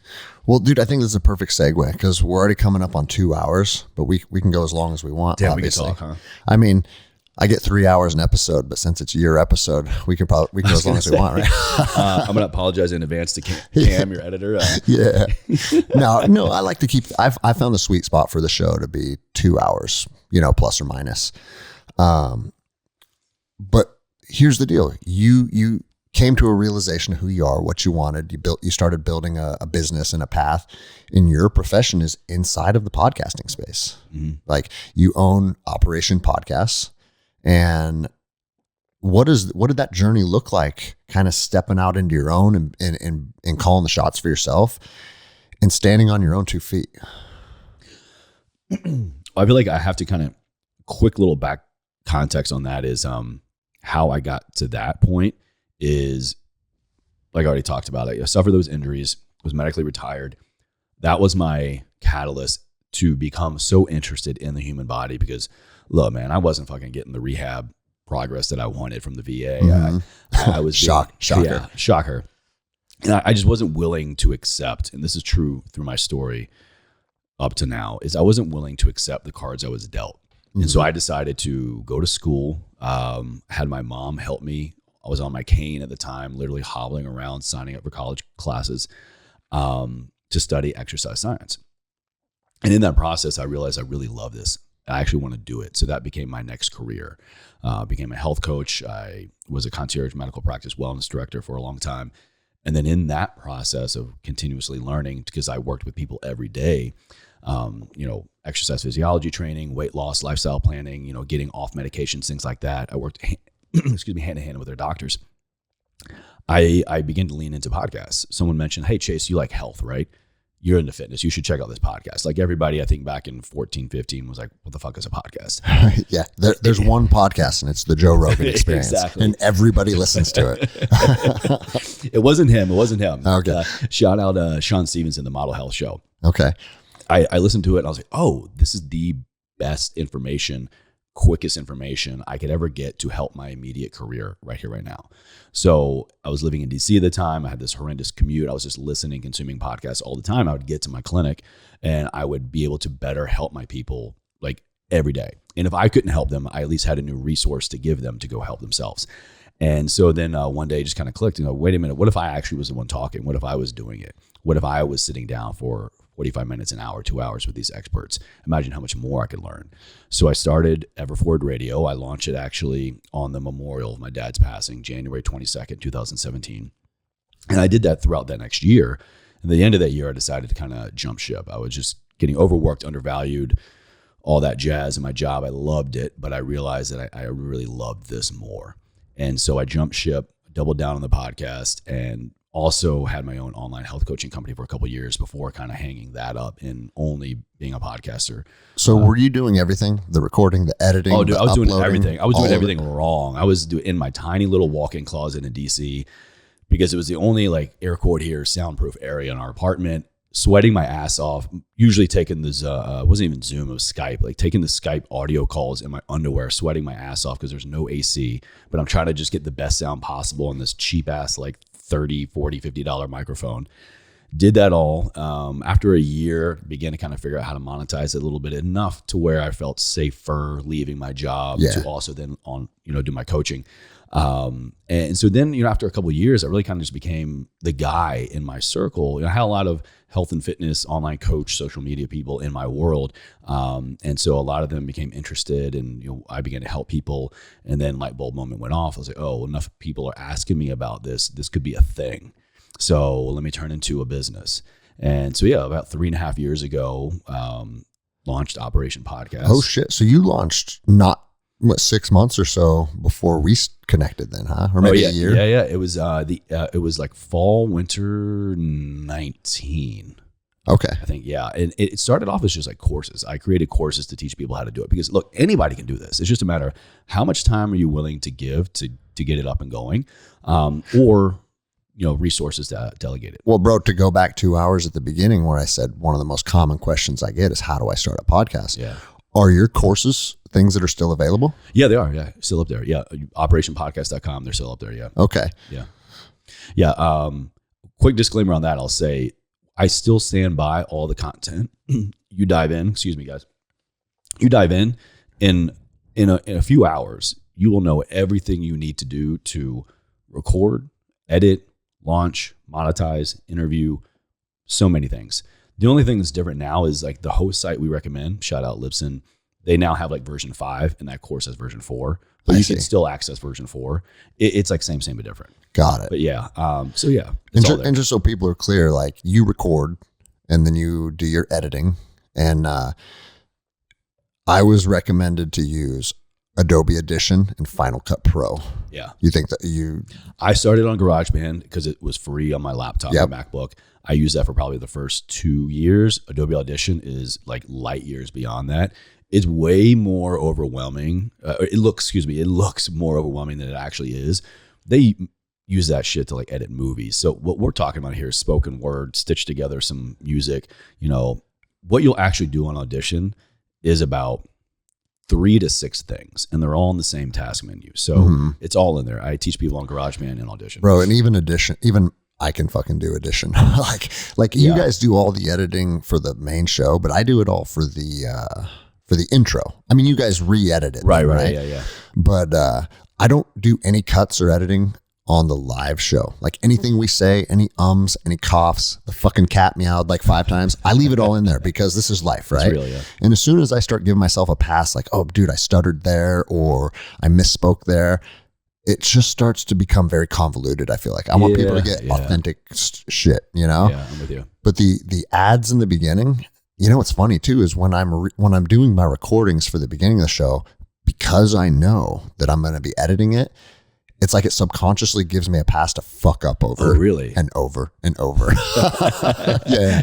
Cameron's like, yes, and over and over. And so like I become very good at Adobe Audition. It's the Final Cut Pro that's I don't touch that with a 10-foot pole. Yeah, that's a whole nother world. That's what I pay you for.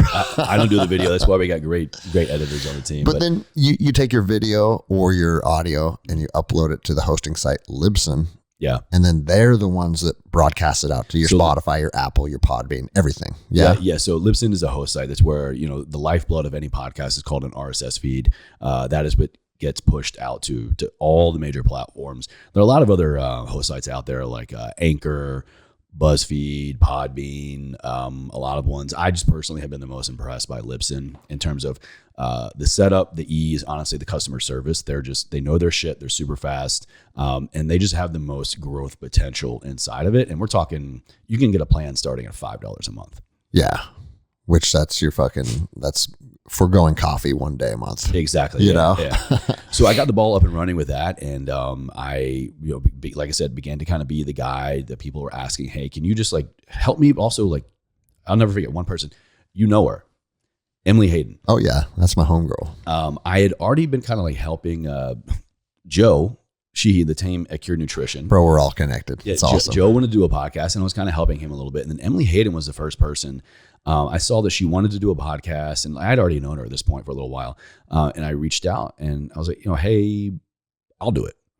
And she goes, oh, cool. How much do you charge? I was like,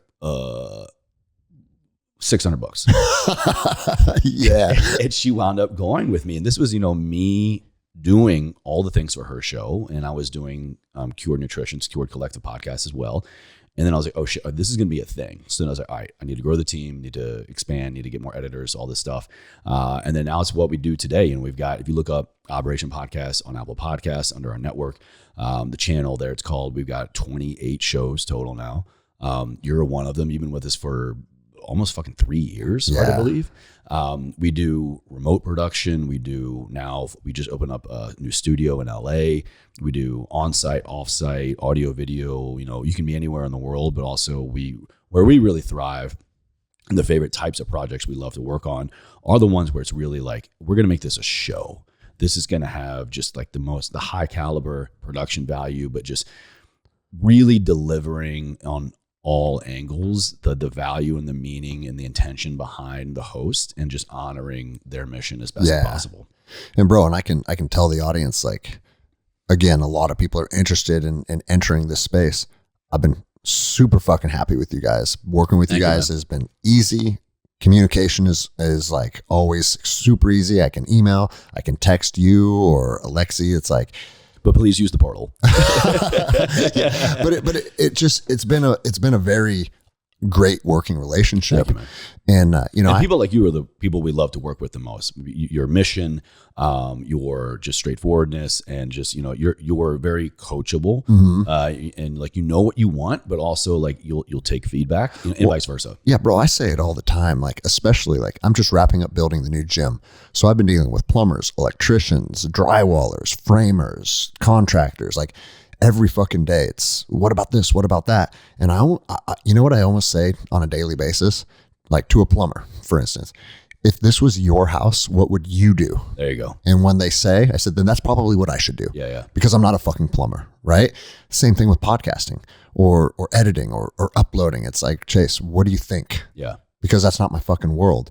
And I have people ask me all the time. Me and my wife actually talked about it this morning. She goes, do you think you'll ever be in charge of 100% of your own editing and doing your whole show yourself? And I say, here's the thing. It gets to the point where time is money. Yeah. And I have a lot of successful things going on outside of the podcast. And if I were to have to delve into, and I mean, I don't even know how many hours per show your company invests into it. Here's a quick stat. I'll tell you and anybody listening, a good rule of thumb for good editing, all the things, whatever the raw content is, it's about 3 to 3.5x times in post. Okay. So for all the things. So 1 2-hour show, you're looking at 6+ hours of work. Potentially. Right. Yeah. And for where I'm at right now, those 6 hours could probably be better suited doing other things. And I'll say that's, I say all the things like audio, video, show notes, hosting, publishing, clips, all that stuff. Yeah. And it's like, I don't want to, there are things that I want to invest my energy into getting better at because it's going to serve me. And I got a million things going on. And I don't know if becoming a podcast editor is one of those things. Look, anybody can do it, man. I'd be happy like if ever that day comes, and we've had a couple clients go that route. We want to take it back in-house. Like, cool. Like it's very doable. Anybody can do it. Yep. Just, do you have the time? Well, and go for it. Like my buddy Andy Stump, and he's the whole reason that I podcast because I did Cleared Hot. I remember that, yeah. And everybody's that listened to that episode was like, when are you starting one? When are you starting one? Yeah. But he started doing everything in-house. He did all of the editing himself. And like, he was a one-man show for a long time. And then his podcast got to the point where now he has his own Jamie in studio. Yeah, that's like doing a lot of this stuff and a lot of the back end stuff and a lot of the production for him. And so it would appear that as you grow and become more successful, you outsource more stuff. Going up into my bedroom for 6 hours an episode and editing myself, that seems like kind of a backward step. So I don't foresee that happening. And then there's a whole other side of it. If you're depending on the format of the show, or are you going to be the one reaching out to people and scheduling and recording and rescheduling and, talking to potential sponsors or creating your own merch or leveraging it in your own way. It's just so much more. It can just be, I want to hit record. I want to put out a podcast and that's it. Absolutely. Yeah. But I really do think a lot of people would be leaving a lot on the table.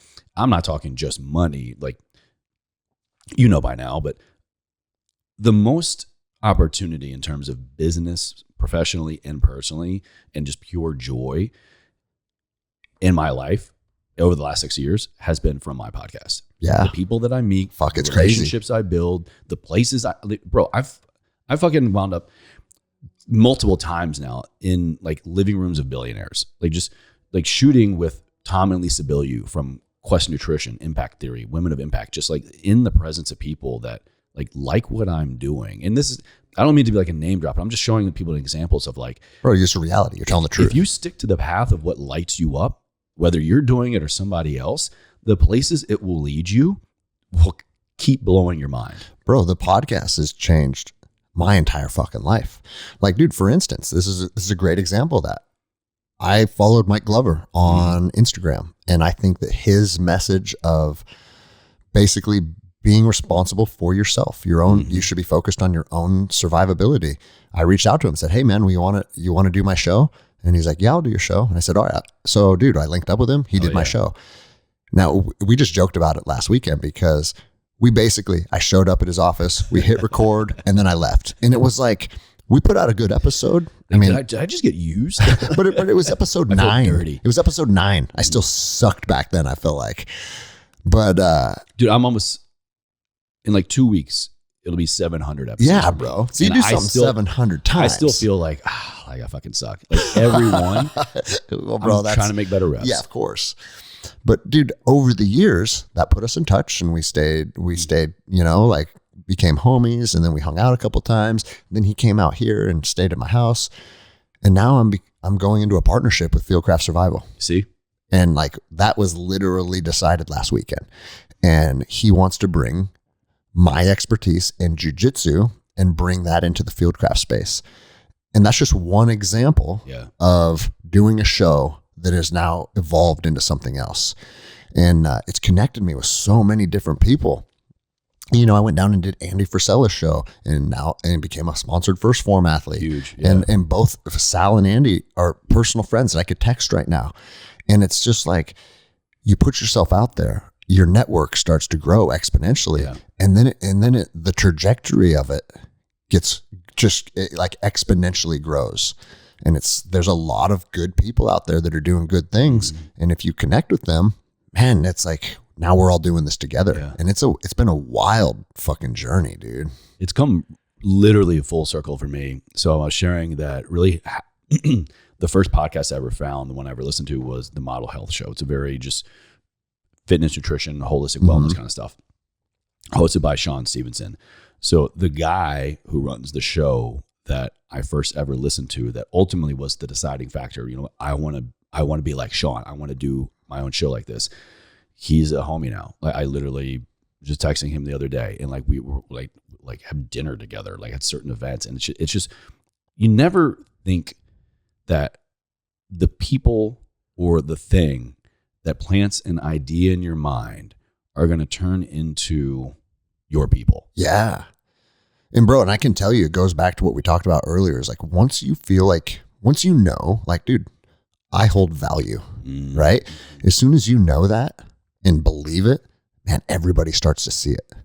And it's when you get these, because for a while there, it's like, dude, what? Fuck, these people want to fucking have me on their show. These people want to hang out. Like, I'm going out to dinner with Andy Frisella. Yeah. Like, you sure you got the right guy? Yeah, what's going on here? No, fuck all that, bro. Yeah. It's not by accident that these relationships are happening. It's because you hold value, and there's a value exchange taking place, right? And bro, it's the same thing with us. This might not be applicable to a lot of people that may hire you to do their show, but I also have a fucking degree in exercise physiology. I also am very health and fitness oriented. Absolutely, yeah. And because of that, so many of your contacts in the industry that I have been connected with has been because of you. Oh, great, man. You know, and if you just look at these, like the sponsorships, I think you connected me with the Paleo Valley people. I see Paleo, I see Cure. You connected me with, it was Cure, Timeline, Ketone, like Ketone, all of these. And it's like, because I'm in the right circle with the right people, I'm getting connected, not only for like the actual, hey, this is how we produce your show, right? But like, these are different companies that you might be interested in working with. And then we all win as a result. That's what I'm after ultimately. I want everybody to win. I want everybody to know their value, get their value. But I also ultimately never want anyone's mission or message to be tarnished by anyone else. And so that's so cool to hear. I appreciate that. I received that. I mean, and shout out, literally, I have such an amazing team at OP. Nuncio, Alexi, Cam, Felipe, Allison, Alyssa, Kelsey, Julie, Kayla. Sorry if I miss anybody, but that's a lot of fucking people working under your belt. Every couple of years, growing more people, doing great things. And with that also comes, hey, I know this person, I have this connection, I do that, and that's what I love most about where we're at now. And not just podcasting, podcast production, but just life, bro. If you got the right people around you that are acting out of, integrity and their own values and want everybody to win, like, it's just literally a matter of time after you're doing your reps and your consistency. Yep. You're going to fucking win too. And bro, I love that you brought up consistency, because in my opinion, that's the most important aspect of podcasting. Oh yeah. Like, just stay on the grind. And it doesn't matter if, you got Rogan who puts out 4 or 5 episodes a week or whatever the fuck it is. I'm still at 1, right? Yeah. But the thing is like, on Thursday morning, people can expect to hear my show. And, over the last 145 weeks, there's been 1 or 2 instances where it got delayed an hour or 2. That's life, right? Things happen. And bro, the inbox is like, hey, where the fuck's Endless Endeavor today? And it's like, oh shit, dude. Let me blow up Chase real quick. No, and that was on us, man. No, I'm not even saying it's on you. I'm just saying, like, fucking life happens sometimes. But what it did is it let me know, like, bro, this is an important thing, that once people like consuming the message that you're putting out there, it's important. Yeah. And make sure that you stick to it. And when you do that, that's where the magic happens. But like that fucking, what was that game? Like 7 Degrees of Kevin Bacon or whatever. Yeah. Like, bro, once you're in this podcasting space, it's no longer 7 degrees. It's 1 or 2 degrees max. It's a pretty wild club. Not gonna lie. Podcasters it's this whole other secret society. That I keep finding out more and more. But it's, and then not only the podcasting space, but again, like getting connected with First Form. Sal Frisell is like, bro, you know who you're going to click with is Seamus Terry, president of Vortex. And I was like, okay, cool. Like, and he goes, I'm actually going to connect you right now on a group text message. I'm like, okay, cool. Like, I don't even know anything about the president of Vortex. And now we're homies. But I know you. Yeah. And you're telling me that. That's what I'm saying, exactly. Right? And now Vortex has a massive part of my program. And like, the relationship between my Guns and Geese and Vortex is like fucking growing every day. We were texting literally yesterday about new gear and what we want to run on our guns and when we're shipping out this and all, and like what retail do you want to start carrying? And it's like all this stuff. And it's just one more little piece of the puzzle that helps everybody. And it's like my relationship with Vortex, it's not for me and it's not for Vortex. It's for both of us. Both companies are going to benefit from what we have agreed upon. And it's like, bro, you can do that with a bunch of different little companies here and there. And it's like, not in where I'm at right now, not any one is making me massive amounts of money, but when you look at them collectively, and I'm always, it's weird that money is like a no topic for people to talk about. It's like an American culture thing. Like, you don't talk about politics and money, right? Yeah, right. Or religion. And I tell people all the time, bro, between podcasting and jiu-jitsu, I'm 6x what I made as a police officer. Hell yeah, man. I love that for you. And it's like, there's nothing to be ashamed of, or I shouldn't have to hide from that. Like, and look how much you're acting more out of, I know that you loved what you did in those roles as well, but like now I think I would say like you are Greg. 100%, bro. You are fucking Greg, and you are living and making a living. That was all of those things that I did with those different agencies in the military was a path to bring me where I needed to be, right? And I couldn't be here without those experiences. So I never want to tarnish that or I hold no regret for that. But at the same time, again, I think you reach a point where once you're burned out on that, it's time to move on. And there's fucking, once you move on, for me, bro, it's where I came alive, dude. Absolutely, man. We think moving on means not knowing a lot. And that part of that is true. But I'll make the argument that moving on means finally knowing where we're going. Fuck yeah, dude. I don't think people really have the courage a lot of times to say, I'm going to move on. I'm going to step forward. I'm going to go into the unknown without it being this sense of pulling instead of feeling pushed. Yeah. There is this level of just truth and knowing, and it's gonna be okay when you step into the unknown, but that unknown is in the direction of who you are at your core. Yep. And this might sound like some more fucking woo-woo shit. I live in LA, so bro, get on me, man. I truly believe that every single human being walking planet Earth has a mission that they are supposed to use to enrich humanity. And that mission, for you to actually fucking follow through on it and execute it, it's going to take stepping into adversity, and it's going to take being uncomfortable, and you're going to have to put yourself in some vulnerable places before that mission comes to fruition. And unfortunately, I think a lot of people that continue to walk the safest path that feels the most comfortable, in the long term, it's actually the least comfortable, because what it does is it disallows them to ever execute that mission.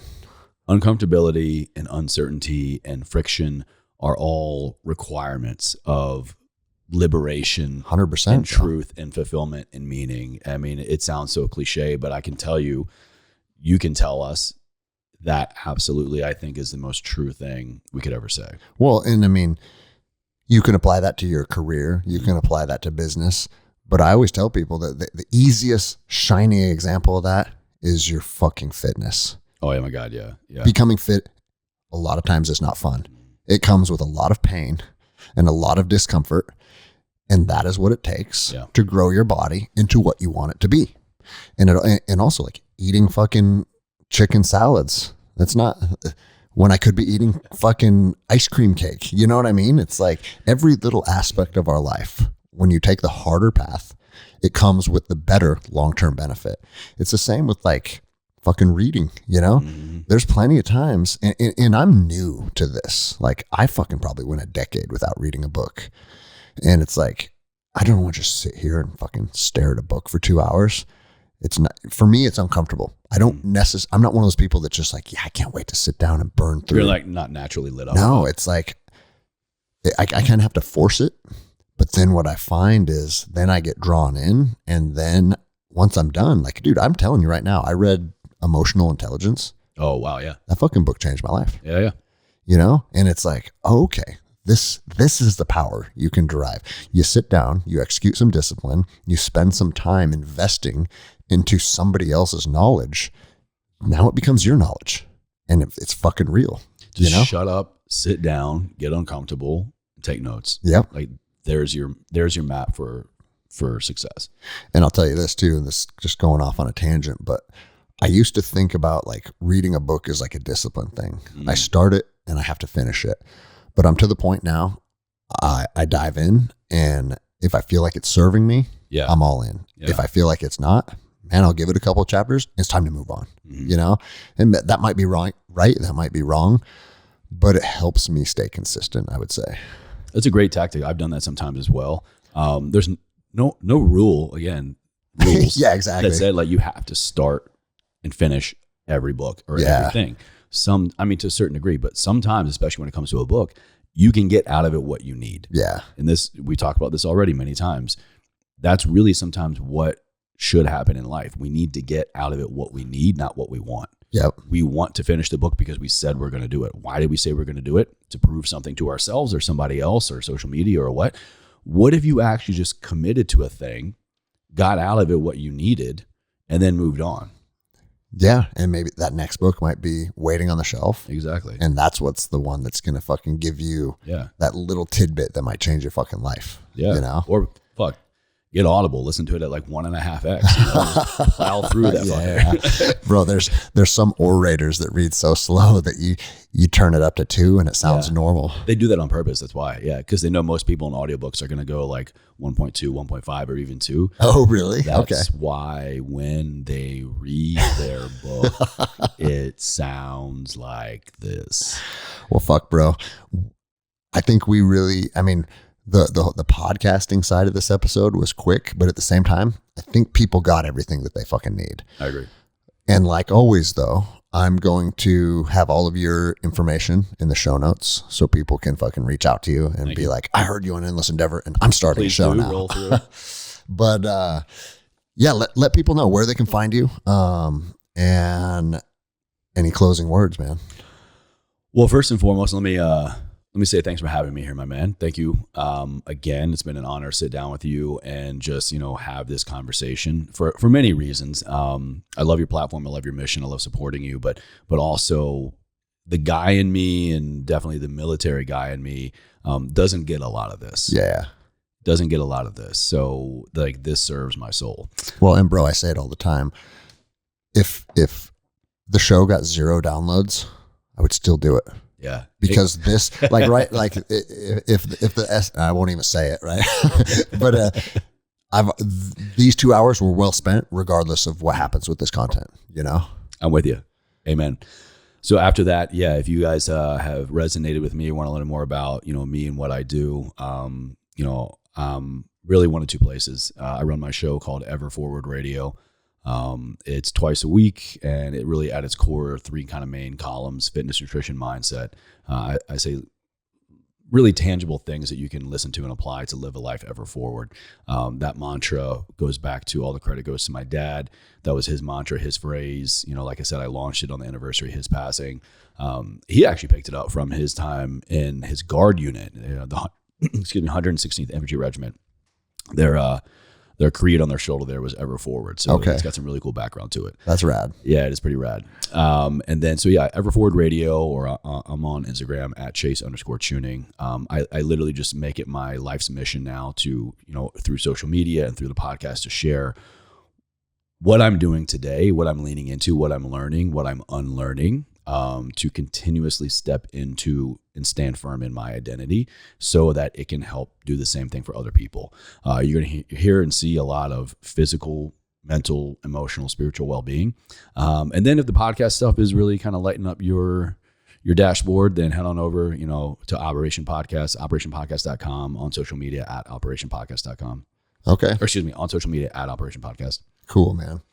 All right. Well, thanks for coming up. I know, I was in the neighborhood. Coming into Seattle is not something that's on everybody's top priority, but I'd never been. I was glad to come. Okay, cool, man.